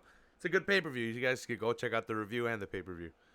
Yeah, it is a great pay-per-view. That's a great match itself. Yeah. You got four guys that could work pretty good, and 2 legends. Yeah, and a great gimmick match for all of them. Hardcore. For sure. Hardcore. Let's see. Yeah, so like I mentioned, the cage is all locked up because this is the introduction of Cactus Jack, so he's going to get super hardcore, saying he's going to jump off the top of the cage onto Triple H, and literally he's going to end Triple H's career, not through any stipulation of a match, but through the match itself, because he's gonna fuck him up. So Steph locks up the cage to take that as a precautionary measure to stop Cactus Jack from getting up there. Let's see. Didn't work so well. No, it didn't work so well. Not for long, at least. That Cactus Jack kind of turns at it. That's where Triple H tries to attack him. Cactus Jack ain't having it. Turns around and they start going at it. Let's see. So they're going at it a little bit in the ring. Cactus is on the apron. Triple H goes for a badass knee while he's on the apron. Again, I don't know if Cactus Jack / McFoley says before the match, like, fucking hit me, dude. Like, come at me, give me what you got, because that knee either landed and pushed Cactus into the cage and boom, bounced him off the cage, or Cactus is the greatest anticipator ever and knows exactly when to launch himself to avoid the impact but make it look like he's taking it. Because the shit, dude, he's getting fucked up, man. He's getting fucked up. He's getting fucked up. Like, it's too good of selling if it's selling, because if the knee didn't hurt him, the bounce off the cage and then onto the mat hurt him. Onto the outside mat hurt him. I don't know how Mick lasted wrestling as long as he did. Because he's been doing this shit forever. Mm-hmm. Because, even like Cactus back in WCW, the old Cactus, he wasn't doing like super crazy cage spots and shit, but like he was doing a lot of bumps where he was pulling the mats off the floor and going for the elbows or leg drops and shit off the canvas on it and doing concrete spots. Mm-hmm. Yeah, dude. Well, I think you can kind of see the wear and tear on his body now, how he walks. He's fucked up now. Yeah, his hip. Well, I think recently, maybe 2 years ago, a year and a half ago, he had hip surgery, so that's good. Okay. Yeah, I was just about to say something, either the hip or the knee is going to need to be replaced eventually. Yeah, and it sucks because they bring Mick Foley to introduce championships. They've recently done it twice, but it's not the championship we want. We want the hardcore championship. He doesn't say he brought the 24/7 belt, right? Yeah, and they were booing him. We didn't want to boo Mick Foley, but we had to. Wow, you don't have a choice. Yeah.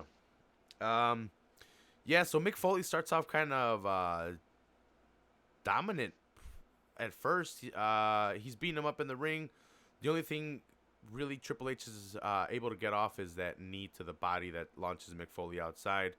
But on the outside, Mick Foley starts taking over again. And to the point where he's raking Triple H's face across the cage at some points, busts Triple H open right away, and we got a bloody Triple H. Let's see. So we mentioned the locks on the door. Stephanie locked it, so Cactus Jack can't get out. Cactus Jack wants to get out, so that's a big thing in the match. Cactus keeps on going back to the cage, like, how the fuck am I gonna get out? How the hell am I going to get out? He keeps on shaking it, which leads to Triple H gaining the advantage. Gaining the advantage is how we get Triple H back into the match. After he takes some damage, he gets back into it because Mick Foley's distracted. Once on the outside, Cactus Jack goes for a chair.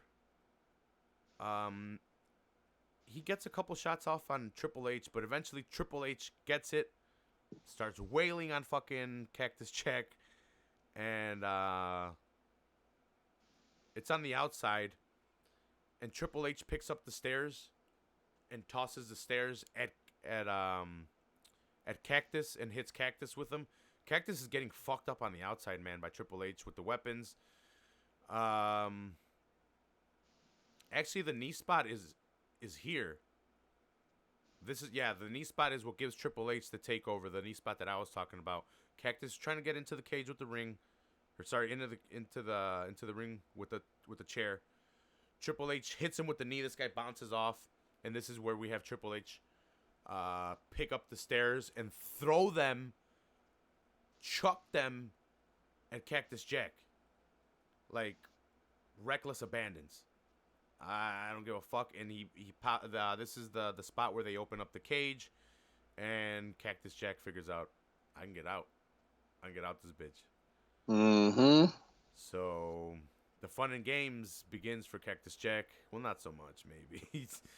I don't know. Depends on your definition of fun and games. Yeah. Well, he thinks the fun and games for him are about to begin because he wants to get to the outside. He wants to start getting to the top of the cage. He puts Triple H on the cage, I think it was. Not on the cage, on the table. And he starts going up like this is my spot. I'm gonna go up to the top. I'm gonna fuck him up. Triple H pulls him down. And I think they get back into the cell because Triple H ain't having that. He doesn't want to be on the outside. No, nobody. Nobody should want to be on the outside of the Hell in a Cell. No Cactus. So they eventually make it back outside. Cactus takes over, pops Triple H on the table again, starts climbing. Stephanie stops him at this point and pulls him down. Cactus comes down, beats up on Triple H a little bit more, and goes and finds. I don't know if he calls it anything. His 2x4 with the barbed wire. Yeah, I don't think he called it anything that I remember. I don't remember JR mentioning a name for it. Yeah, but it's just the barbed wire wrapped in 2x4. Yeah, and he doesn't get. He hits Triple H with it, not really. Triple H tries to get away at first. Cactus goes for the hit. Triple H puts up his hand and he hits the bottom part of it. And I don't know how much of the barbed wire actually hits Triple H. Not too much. It didn't look like much. No. Hunter wasn't having that. Mm-hmm.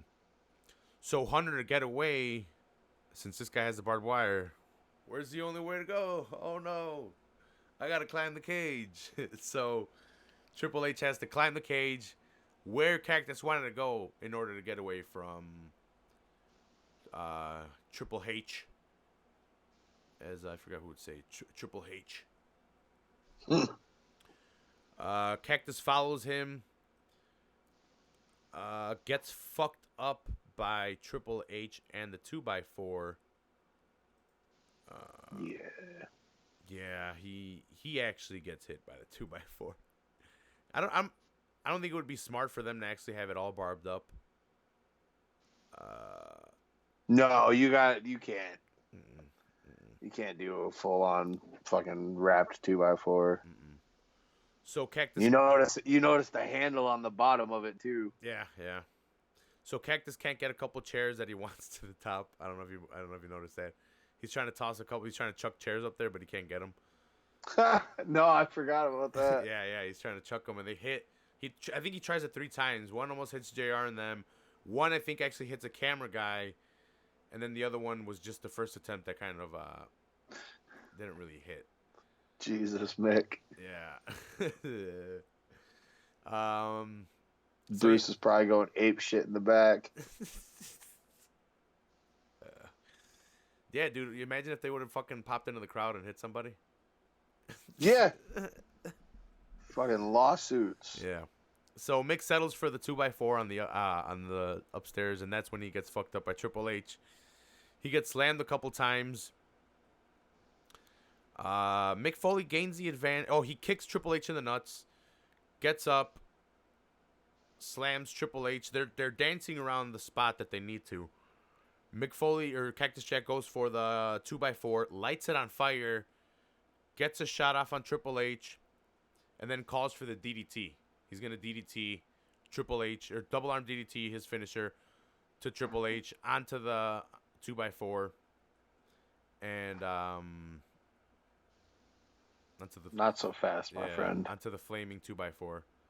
Yeah. And Triple H reverses it, just slams or flips Mick Foley through the spot, which is funny because I didn't know the Taz one was gonna be the ring breaking spot too. So he breaks the cage and then he breaks the ring. Jesus Christ, man! I to this day don't know if this was real. I know it was gimmick, but this is 100% real, man. Foley. Oh, dude, Foley is just ridiculously good at positioning his body to take these bumps. Dude, I was 12 years old. This was the first time I ever heard a crowd go, holy shit, in WWE at least. Right, WWF. right. This was the first time. I think they were even chanting, Foley's dead, Foley's dead. I was 12 years old. I was like, what the fuck? Triple H sold it awesomely.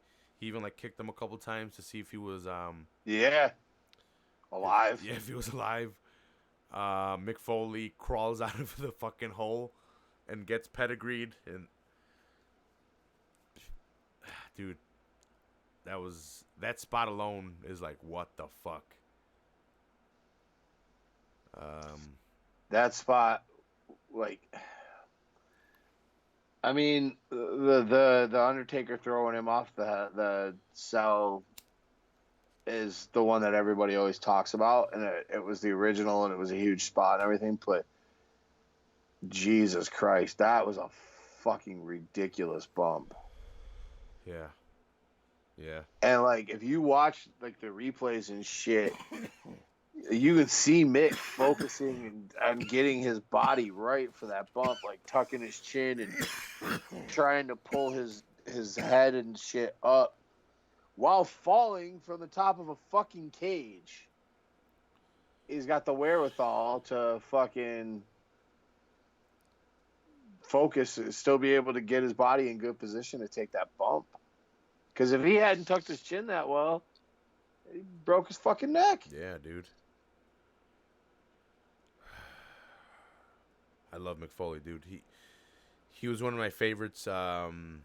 Watching him, he made me believe that I could have the potential to be a wrestler. I think he gave everyone hope to be a wrestler. He was a fucking common man. Yeah, if you were hardcore enough, you could be like Mick Foley. Yep. You didn't have to have the perfect wrestler body. It's like Dusty Rhodes, baby. Dusty Rhodes, baby. He hit him with a bicycle. Get funky like a monkey. And then we have the perfect ending to it, too. So they have Cactus Jack getting up and actually, like, kind of looking up at the Hell in a Cell after it's been lifted, after Triple H left. He's all bloodied. Like, the blue lights are on from No Way Out. It's kind of just like an iconic scene of Mick Foley's retirement, I guess, or career-ending match. It was a good little bow on the top of the story. Yeah. I love Mick Foley. Yeah. Need to watch more of his matches. Because he could be a good worker, too, when he wanted. Oh, yeah. Mick was a hell of a worker. Yep. Mick knew hardcore was his gimmick, but I mean Mick could definitely, as an in-ring technician, Mick could hold his own. Anything else on this match, Jeff? No, man, it's the first time I've watched it.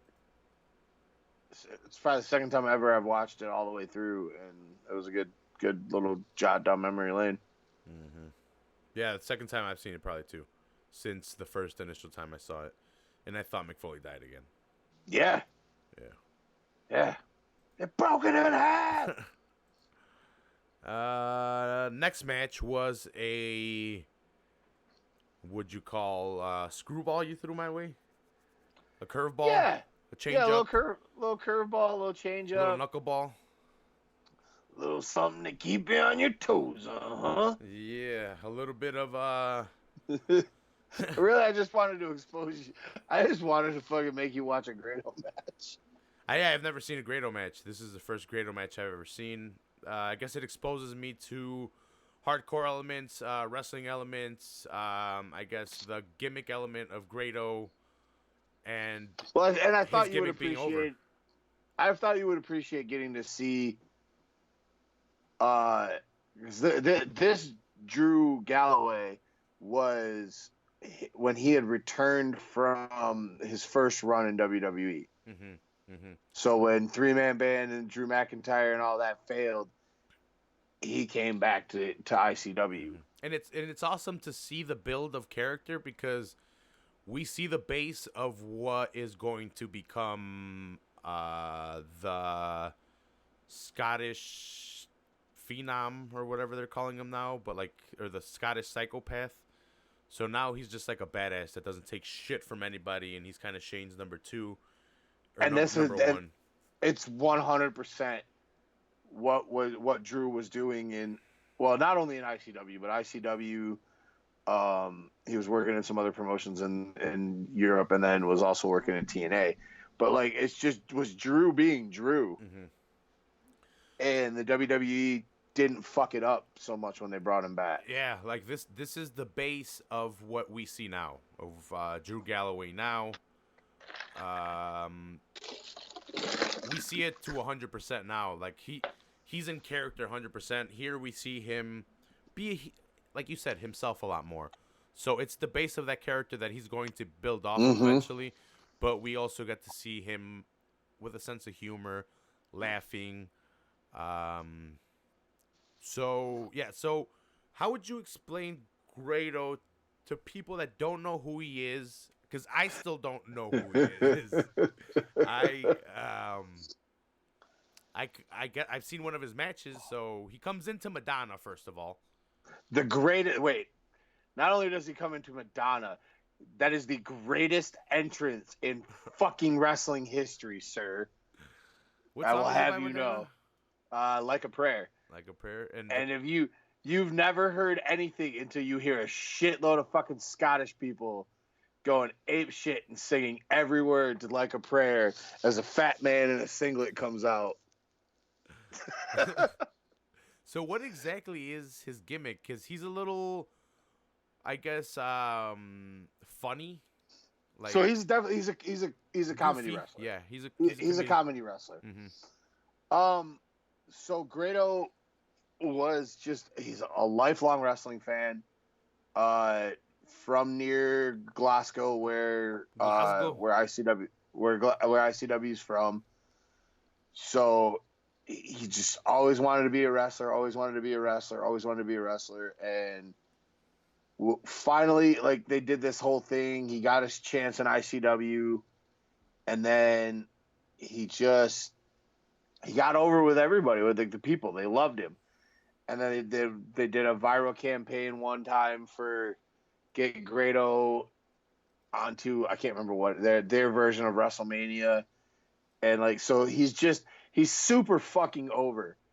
Yeah. Not a solid, I mean, he's a decent worker. He's what, I guess if I could compare it to anything right now, is what Kofi Kingston is. Kofi Kingston and New Day are kind of like the face comedic trio that are so over that they couldn't deny Kofi a spot at WrestleMania. And he was so over that not only could they not deny him the spot, but they gave him the title, and he probably had the biggest pop that night. For sure. When he won it. I mean, Grado is just, he's super over. And you can't, once you see him come out, and you can't help but like the guy. And Tom, I first was introduced to him by Filthy Tom Lawler. Tom was talking about him back when him and Front Row Brian used to have a podcast together. And so I checked him out. And then Tom actually came out at UFC 196. He did the Grado entrance for his entrance, because, you know, Tom always like picked a wrestler and did a wrestler entrance for his matches, and one of them he did Grado for one of his fights. I think it was actually one of his last UFC fights, but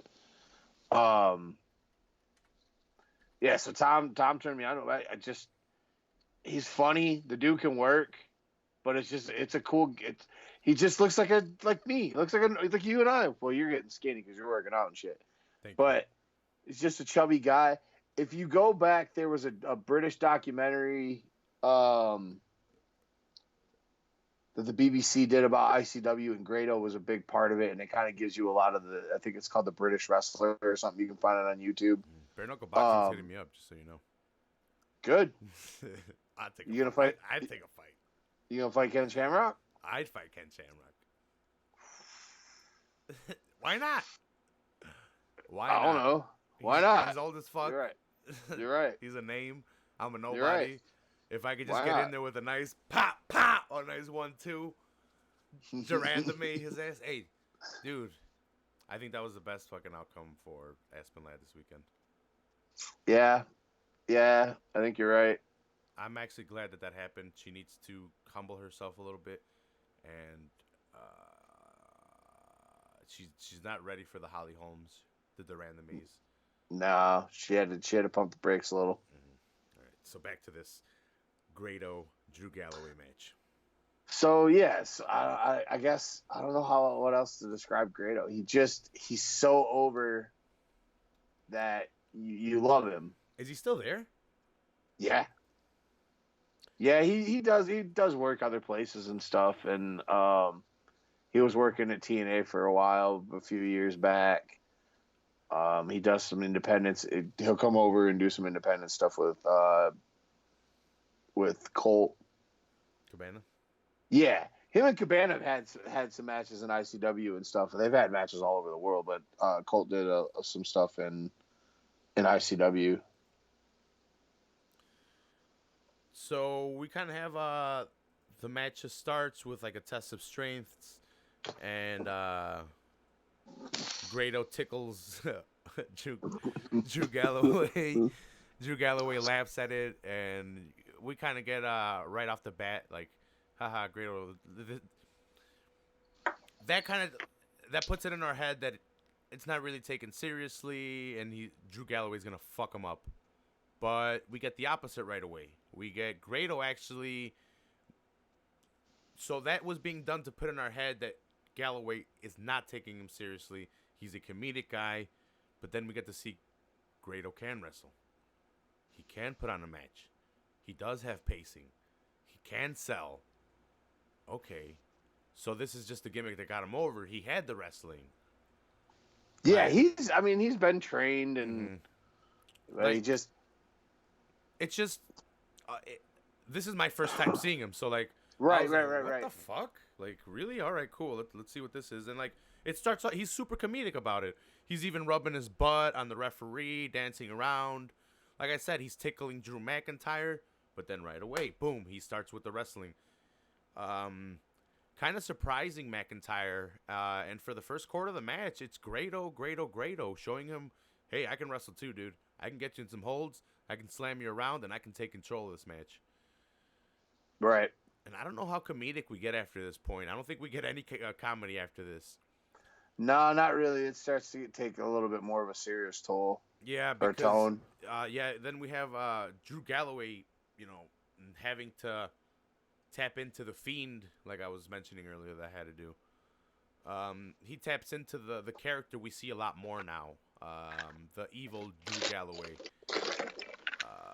More intense, a lot more heel. Super heel, actually. Is ICW hardcore, or was this just a hardcore match? No, they're hardcore. You get a mix of everything, but yeah, everything kind of has a little bit of a hardcore base, and ICW was a lot like ECW, which is what drew me in with that too. Like, everything from just like the feel of it being small shows, the hardcore, great action, the crowd.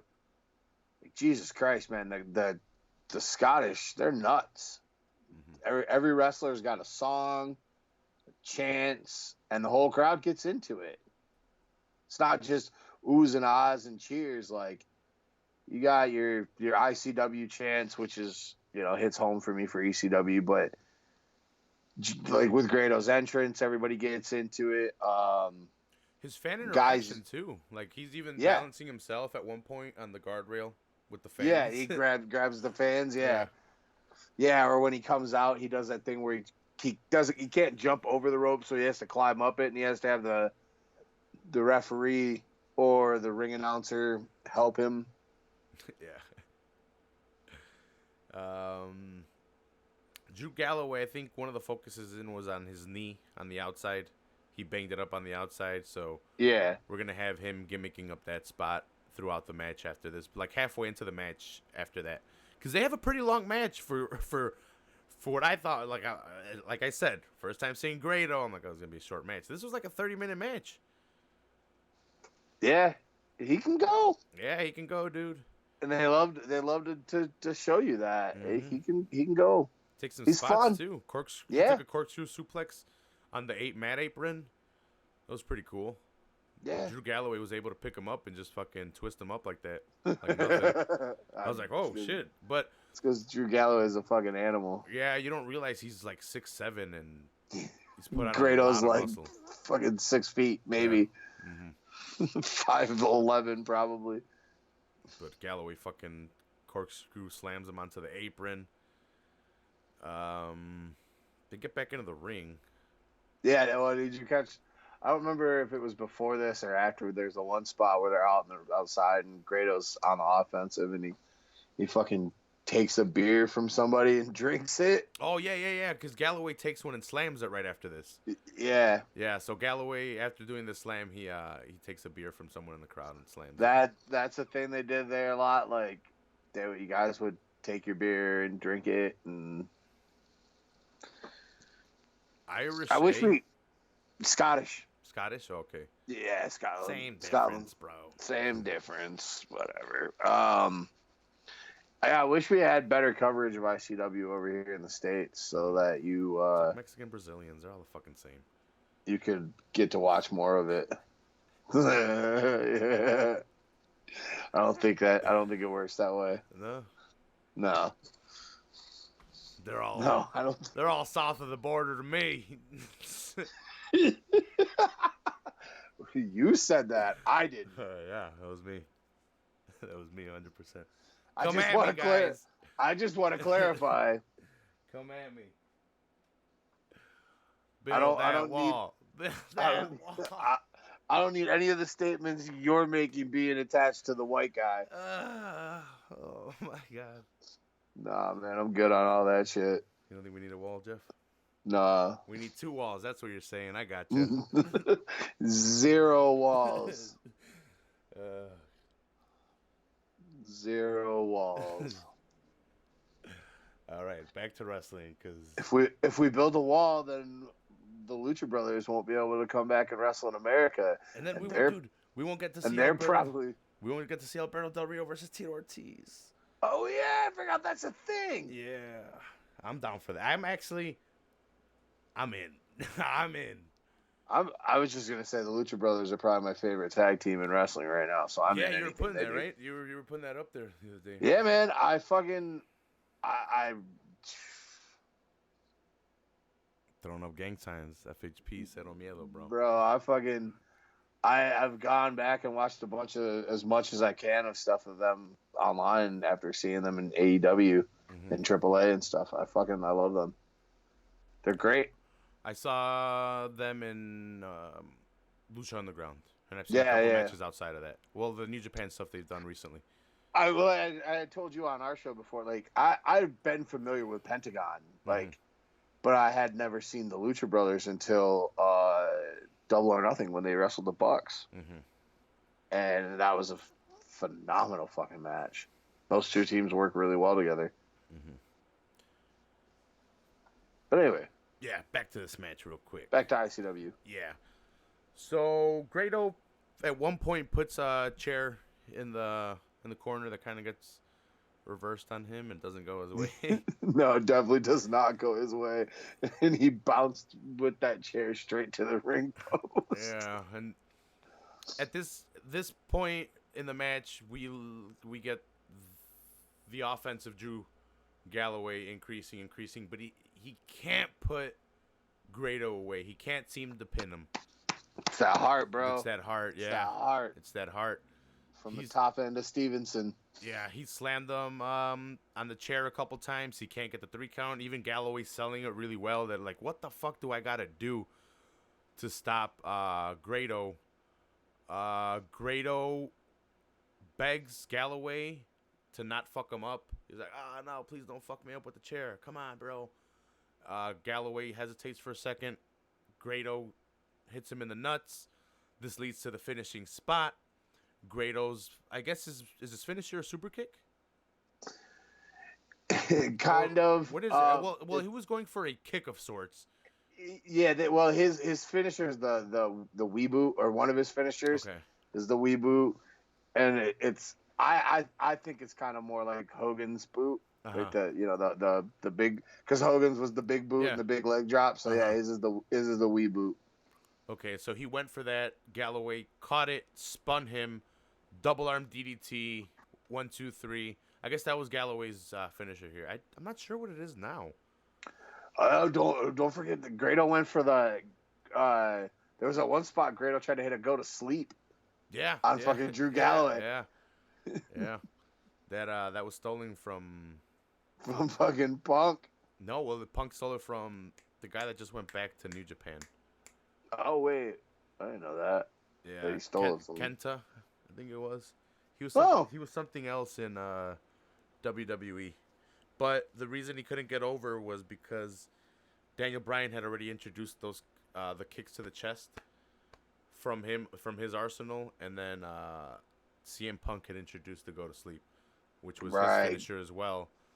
Gotcha. So this guy could not get over when he came to WWE. They put him in NXT. He fucked up his shoulder, and it's not Kota Ibushi. It's forget his name. Nah, I wouldn't probably know anyway. Yeah. Galloway wins. You think?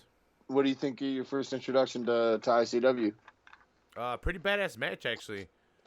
Galloway can go. That's why he's back in the WWE. Mm-hmm. But Grado was able to not only tell a good story throughout the match and sell his character, but you can tell he's a good wrestler. I recommend ICW, man. There's a lot of guys. If you go back and watch old stuff, there's a lot of people that are in NXT, some on the main roster maybe now that you would recognize there, like Wolfgang, and I think he's in NXT UK, but Trent Seven, Tony Storm was in ICW. Who's that big Viper? Guy? Who's that big guy? William something? I think he beat. I don't know. He beat the Bruiser recently. He's just in trunks. He's a big dude. Kind of got a gut. Harry? Maybe. Is he Harry? No. I'd say it might be Shaw Samuels, but I don't know. He beat the Bruiser recently. Let's see. I could check NXT UK roster. You might know who he is because he was. Well, that roster is all guys from IEW, right? Or a lot of their good guys. ICW, a lot of them, yeah, and a few other British promotions and stuff. Mm-hmm. Their roster. But they all kind of worked together before they all went to WWE. The hell? No fucking roster? Listed. Oh, okay. It sent me somewhere else. They're fucking up with on you like Walter. UFC.com. Walter. Do you know who Walter is? Here, I'll send you a link real quick. Maybe he's a different name here in WWE or NXT UK. I don't know why they would change his name. I'm pretty sure. Yeah, I don't know either, but it would be possible with them. Sometimes, yeah. Sometimes they fucking just change it because they want to. Yeah, because they're stupid. Yeah. So this is going to lead us into our last match. Just hang on a second. Guys, I'm going to send this over to Jeff to see if he knows who he is. I think it's his Wikipedia. He recently beat the Bruiser, Pete Dunne, for his title, and Pete Dunne had his title forever. He held a UK title forever. No, I'm not familiar with Walter. So Walter came in as a beast. Like, he came in and, like, right away to the title picture. Yeah, I mean, that's a big motherfucker. Yeah. He looks intimidating. Oh, no, he wrestled in Progress. That's why. Oh, okay. Progress was, it's a London. London, eh? Then he ended up into Evolve and wrestled for Pro Wrestling Guerrilla for a little while, but no ICW stuff for Walter. Yeah, so this is probably going to lead us into our most technical match of the night. Ooh, yeah, definitely our most technical match of the night. Hardcore wrestling, I wouldn't say hardcore because they didn't use any weapons, but they didn't need to. It's a fucking shooter's dream right there. This match is. I mean, if you love great technical wrestling, so there you go. You threw me a screwball, and I totally got screwed up, and the only way I could recover was like, shit, I've been doing a bunch of Dean Malenko matches recently, and I just found a Dean Malenko figure on Sunday from an old line that I hadn't picked up. Yeah. So I'm like, Dean Malenko. So Dean Malenko versus Eddie Guerrero, Hostile City Showdown, April 15th, 1995. Go ahead and check that out if you guys want to check out. So it's fucked up because Hostile City Showdown 95 is not on the WWE Network. Fuck. They have 94 and 96, but you can see this match on YouTube. Well, on YouTube, but you can see it on the network. It's on if you go into like the ECW Hardcore TVs section in like the vault or whatever, it's like May. I want to say like a May 2nd episode, 1995. That's actually how I watched it on the network. Was I found the Hardcore TV because, like I was telling you, stuff like that, they would take certain things from these house shows or these event shows and chop up and put matches on, and they put the entire match on an episode of ECW Hardcore TV. It was like 2 interviews of some other shit, and that was the only match on the whole card. So you can find it on the network. It's just you can't find Hostile City Showdown 95 for some reason. I don't know why. Yeah. I don't know who's heel here. I think they're both heel. Eddie uses a bunch of heel tactics. So does Dean Malenko, but I don't think we need a heel because we have. I don't really think either one of them were heels. They were just doing what they did, right? Eddie always lied, cheat, and steal, and we have Dean Malenko that kind of used some cheating tactics whenever he needed to get over. He was mostly wrestling, but we saw him roll to the outside a couple times when Eddie was taking over.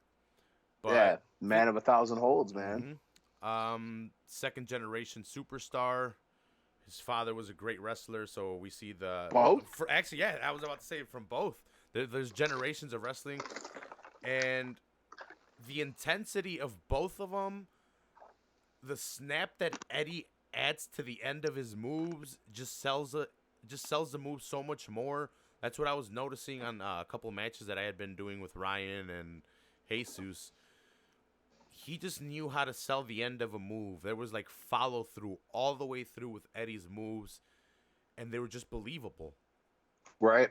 And what better match to have than with someone with the man of 1,000 moves, but the intensity of Dean Malenko as well. This guy was intense, the Iceman. Yeah, the shooter, the Iceman. Dude, I'm so glad I picked up the figure. I'm gonna open him. The box is kind of messed up. It says includes vest and United States Championship, but it's the Cruiserweight Championship, which I kind of preferred anyway. Fuck yeah. Especially for Malenko. I know he did. Yeah, for Malenko. I know the U.S. Championship is a higher prestige, especially at that time. But he's synonymous with the cruiserweights. Malenko's a cruiserweight, man. He was the bigger guy of the cruiserweight. He was the bully of the cruiserweight. He was a submission guy of the cruiserweights. And he had incredible matches with all the cruiserweights. Actually, we did see a couple botches with him and Young Ray a couple of episodes ago that I did talk about. Okay. I got to bring out the good with the bad. They were young. They had not that much chemistry. They were learning off each other. Great match still. But you kind of see a couple botches where I think it was a Hurricane to the outside where there was no follow-through from Ray. But then this guy's like, fuck, and he tosses himself over the ropes, and then Ray jumping to the outside is another botch, but go and check that out if you guys want to hear about that match. Eddie comes out with some awesome gear, some USA gear with the little barbitas on the side, the little, I don't know what you would call them in English. The little... Tassels? Yeah, the tassels, I guess. I thought it... Yeah, I guess it would be tassels. I didn't want to refer to them as tassels because... Everyone thinks of tits. Yeah. Tassels. Tits, yeah. Yeah, booby tassels. Yeah, but Mexicans... I don't know what else Mexicans you want to call use that them. shit all day. Las barbitas on the fucking chalecos, on the vests and stuff. Mexicans love that Yeah, shit. Eddie has it on his American slacks, whatever you want to call them, ring attire, showing that Mexicans do love the United States. We love the American dream. Everyone wants the American dream. Eddie being a Tejano, it's fucking awesome. Watching a lot of these matches, man, Scott Hall better watch out on my favorites list because Eddie's a close second, man. Dude, Eddie was incredible, man. It's just that group of him, Malenko, Jericho, fucking Chris Benoit, like, dude, those guys. You're 100% right. I will put up a Dean Malenko, Eddie Guerrero match, Eddie Guerrero, Chris Benoit, Eddie Guerrero, Kurt Angle, or that mixture of any of those four guys. You put a match, I'll put that match versus any match you want to throw at me, and you won't beat it. I'll throw this one in there too. Anything with Dean and Jericho together. Yeah. Yeah. Because they had really great matches for the cruiserweight belt in WCW. And I say this because we have the beginning of the match. So we have Dean Malenko start off with some mat wrestling, getting the advantage at first, but then right away after like 2 minutes we have Eddie starting off the reversals where he's got the arm lock from Dean, but then he does the front flip to the side flip to the other flip to where he flips Malenko. Then we see a little bit of an offense from Eddie Guerrero. He even locks in some mat wrestling because not only is he a luchador, that's just what he prefers because he's the flashier of the two. But he can wrestle. He can mat wrestle you, and he'll hold you down. His dad invented the fucking camel clutch. Like he can get you in a submission. So we have an exchange between the both of them, and I say I'll put this match up against any matches nowadays. But no, and this isn't talking shit to Will Ospreay and Ricochet, but people want to talk about where they move, like one lands a move, the other guy lands a move, one lands a move, the other guy lands a move. Right. This is very similar, but we have a longer display of chain wrestling to flashy to show off, which the other one is kind of the similar kind of storytelling, but this one draws it out a little bit more. Not boring, but this one expands the story out a little bit more because of the chain wrestling, because of the submissions, but then we have the kip up, the cartwheel from either one of them, and we don't need the added backflip showing off. It was already a show off with the kip up and the cartwheel. We didn't need backflips off of or dueling backflips and landing in superhero positions at each other. I get it. It's awesome. We all loved it. It all popped. But these two guys show you don't need it all. We don't need it. We can give it to you this much, but it's the wrestling that really counts. We're going to chain wrestle each other. There's aspects that I want to touch on. The Eddie's armbar. Eddie's doing a fucking armbar in this match, and he's working an armbar throughout the match a lot. We even see a flip where Dean's trying to get up from the armbar, and Eddie does like a awesome flip, which is awesome because we see a visualization of what an armbar reversal or a counter to someone trying to get out of an armbar would look like if we had it in the aspects of pro wrestling. So this is in fucking 95. This is fucking 95, revolutionary, dude. man. Like, it's softened up over the years, but you hear the stories of the older wrestlers being tough, stiff guys that'll beat the fuck out of each other in the ring. These guys still had some of that, but more flashiness, more lucha moves, more selling of it, but they were still fucking each other up in the ring, man, to sell. They were incredible sellers, both of them. Yeah, Dean's with AEW, I believe now. Dean's working as a producer and a trainer and all that. He's going to be pretty heavily involved with WWE fucked up. Yeah, they did. They fucked up. They fucked up letting him. They fucked up letting Arn go. Yeah.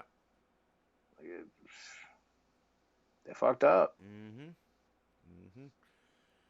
No, dude, we have a ton of technical wrestling. I think both of these guys show you their whole arsenal because we get a 30-minute match between them. No hardcore, just straight up wrestling. There wasn't even that much outside aspects of it. We might have gotten a move or two on the outside each time they went outside, but it was more mat wrestling and mat wrestling. Well, that was one of the aspects that Paul liked to dangle out in front, is like, not only are we doing we're revolutionizing with hardcore, but we can also put on the best wrestling matches. Mm-hmm. We're the only place in America you can find the luchador style, because Conan was fucking bringing guys in that had a working deal with Paulie. Yeah. I don't know if I don't know if you caught it, but there was a fight in the crowd. Was it? Yeah, of was course. it this one? Yeah, I think it was this so. match. Because Yeah. they're like, kick him out, and I'm like, who's Yeah, coming yeah. in? I'm like, is Chavo coming in? I'm like, who's coming in? But no one ever No, came in, and I'm like, just fight in the crowd. I'm like, someone got kicked out. Bunch of drunk guys in Philadelphia. Yeah, so we see these two guys go back and forth for like about 7 minutes, dude, till they do a reset.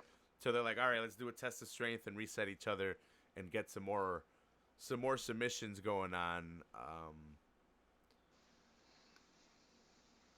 It's an incredible match between these two guys, man. I don't know what much to say besides they give you their whole arsenal. They give you shit that we don't see today. It's one of the best displays of pure wrestling you're going to find. I mean, aspects of all walks of life, or not all walks of life, but all walks of wrestling. You get amateur, you get shooter style, you got some luchador stuff. Mm-hmm. So, I actually want to take that back. I did recently see this in Evolve between Matt Riddle and Drew Gulak. I want to apologize for that and give those two guys credit. So, I guess those two guys had like a catch wrestling gimmick match thing going where they were showing you how they can catch wrestle. And since Matt Riddle was an MMA guy and he could do a lot of submissions, and they had a badass match. This last event, WWE let Evolve put on an event on their network. Yeah. And they had those two guys go at it, and I guess they had faced off at each other at Evolve with that gimmick, and they brought it back, and they were catch wrestling a bunch, which this match is a bunch of catch wrestling. Yeah. A lot of reversals that I had never seen out of submissions, like weird kicks and like weird positioning that they would put their body in. Like, let's say Dean would get like one of the legs to work on the leg of Eddie. Eddie would kind of step over and kind of like kick him in the fucking head.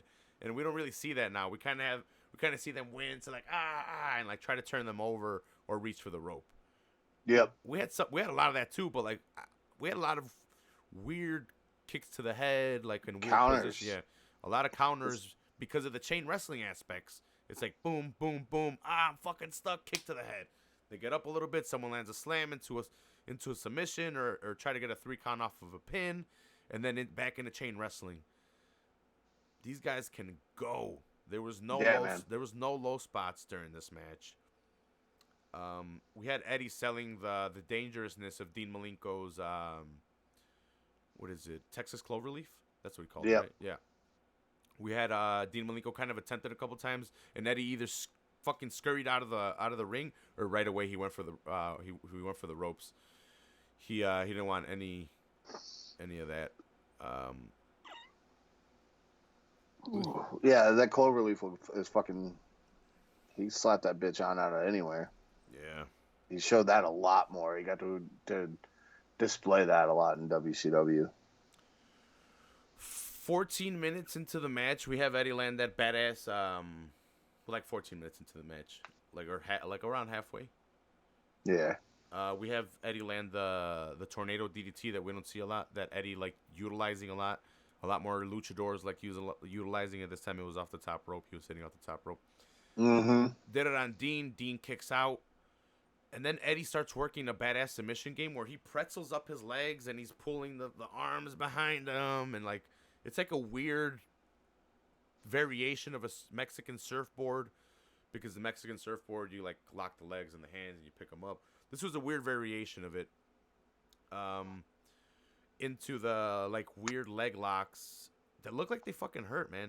Like some of these Yeah. submissions look really, they were sold very well, and not just on emotions or like or gasping, like just the way they were locked in was really, really sold well. They Um, they did a lot of working each other's legs and stuff over, and just chain submission into a reversal, into a reversing that into a different submission, and it's dude, it's just a display of fucking. I the don't man know. of 1,000 holds is Eddie Guerrero apparently now too. Yeah. That guy can lock you into anything, pretzel you into anything. Like I said, we don't see any of these submissions in WWE. No. I don't know anyone that would fucking bring him in. Like Gulak is probably your main submission guy right now, and he's in 205. He's your 205 live champion. Okay. Did he defended against Tony Nese this past weekend? I need to start watching the cruiserweight division again. It's my bad for not watching them, but they put on a great show. NXT puts on a great show. I watch NXT all the time. But I need to watch 205 live and give them the respect they deserve. Yeah.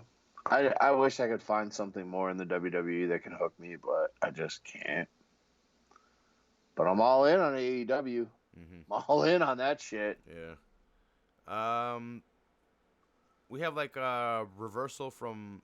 They're in a weird position. He spins, does a Hurricane Rana off the top rope, goes for the pin, doesn't get the pin. They continue to wrestle, but time expires. So we have no winner. It's a draw.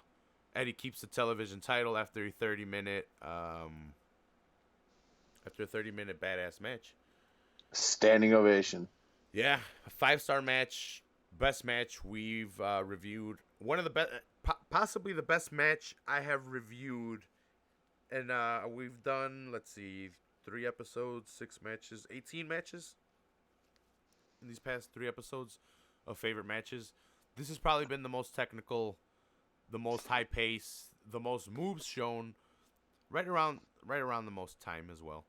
Definitely. So I'm sorry. We did Sorry. Bret Hart 1 2 3 Kid. Yep. Yeah. Go ahead. It's in the discussion. I was just gonna say it's in the discussion for one of the greatest. I mean, at least most technical. One of the greatest matches ever. In ECW. Yeah. Of places. I mean, I would put it up there with Flair Steamboat. I mean, maybe not the same level, but in that area, Flair Steamboat Savage. Which I will be picking sooner or later. Hennig and Bret Hart. Eddie and fucking Dean. Yeah. I could say it might be in the top 5, top 10 for sure. So, This match. It was a fucking beautiful match, man. I'm glad you picked it. I was excited when you picked it. Dude, I found that Dean Malenko figure. Like, I'd been reviewing a bunch of WCW shit, and I'd been doing his matches, and, like, he'd just come up in some of the pay-per-views, or some of the matches we had been doing. Or, like, with Jesus, I was doing some of the pay-per-views, and then, like, Nitro. And then I went to the retro shop, and Dean Malenko was there, and I'm like, give me, boom. It was $17.99. He was even lower price than original retail price. Nice. Yeah, I also found Sokatana, Darth, or Anakin's apprentice that got expelled by the Jedi Council, then later tried to get reintroduced by them, but she's like, nah, fuck this. She becomes a white Jedi, or the gray Jedi, sorry. Gray Jedi, yeah. Yeah, and so I have that figure. She's got 2 lightsabers and shit. It's pretty fucking sick. Oh, yeah, that's the chick from the Clone Wars TV show, isn't she? Yeah, the little girl with the weird... I have her as an adult. This is an adult version of her.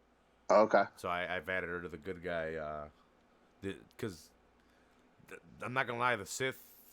I've been buying a lot of Sith figures. They got badass shit. So I was going to say, they're the fucking cooler ones. Why not? yeah, and then I army build with them, too, because they got stormtroopers, so, Right. Mm-hmm. That was Eddie Guerrero versus Dean Malenko, Hostile City Showdown, 1995. This has been the ECW episode with my buddy Jeff. You got any last words, Jeff? before we bring this biatch to a stop? To a screeching halt. Yeah. Check out the Average Joe's MMA show. Drops on Thursdays. Listen to me and Raf talk about pretty much everything we do here, or what we just did tonight, plus MMA, and smoking a bunch of weed. Mm-hmm. You can catch Ryan on to help us preview pay-per-views. Yeah, find us on SoundCloud. Yep, I'm always on there. You are always on there. You are the co-host. Fucking thanks for having me on, man. I love getting to talk about wrestling with you. Dude, thanks for coming on. Thanks for helping me talk ECW. Hashtag Anytime. Rafa didn't watch ECW, but I'm watching it now. now. Hashtag Rafa's learning about ECW. Yeah. Hashtag Rafa learned about ICW tonight. Yeah, I learned about Grado. I'm going to ask Jesus what he knows about Grado. I'm going to grill him on Grado. Yeah, find out what Jesus knows, man. Yeah. I'll try to find some other matches, like some other guys in ICW for you to check out that I think you'd like. Yeah, Jesus is a very, very sneaky man. Very, very sneaky. I wouldn't be surprised if Jesus knows. He probably knows. I just put it up in the Full Heel Podcast Fight Club Facebook group. I'm going to try to upload a match per day so we have something to talk about. I'm going to try to get more active on there. Nice. Go ahead and invite anybody and everyone you know. Even if they don't like wrestling, go ahead and add them if you're already in the group. Much appreciated. Once again, thanks a bunch, Jeff. Let me know next time you want to come on. We can do this anytime. Anytime, brother. I'm always down. I want to thank you guys for listening. Please hit that red subscribe button right under the video. Check me out on iTunes, SoundCloud, Podbean, Stitcher, all those spots. Join me on Facebook in the club. Come hang out with us. Yeah. It's fun. Wrestling, anything related to MMA wrestling. We have cookies. They might have weed in them. Maybe. Who knows? Come watch my my weekly weight loss. Hopefully I can keep this going and have a hot bod. And, yeah. Getting sexy for somebody. Yeah, for somebody. She doesn't even know it, but she's going to get gorilla fucked. She going to get gorilla fucked. All right. I'll see you guys next time. Enjoy the rewrites. Check them out. This is my remix to their song. Thanks a lot, Jeff. I'll see you guys next time. Thank you. On the Full Heel Podcast.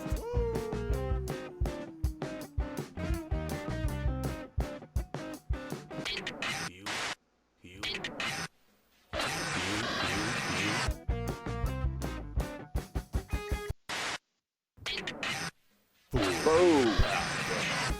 That was fun.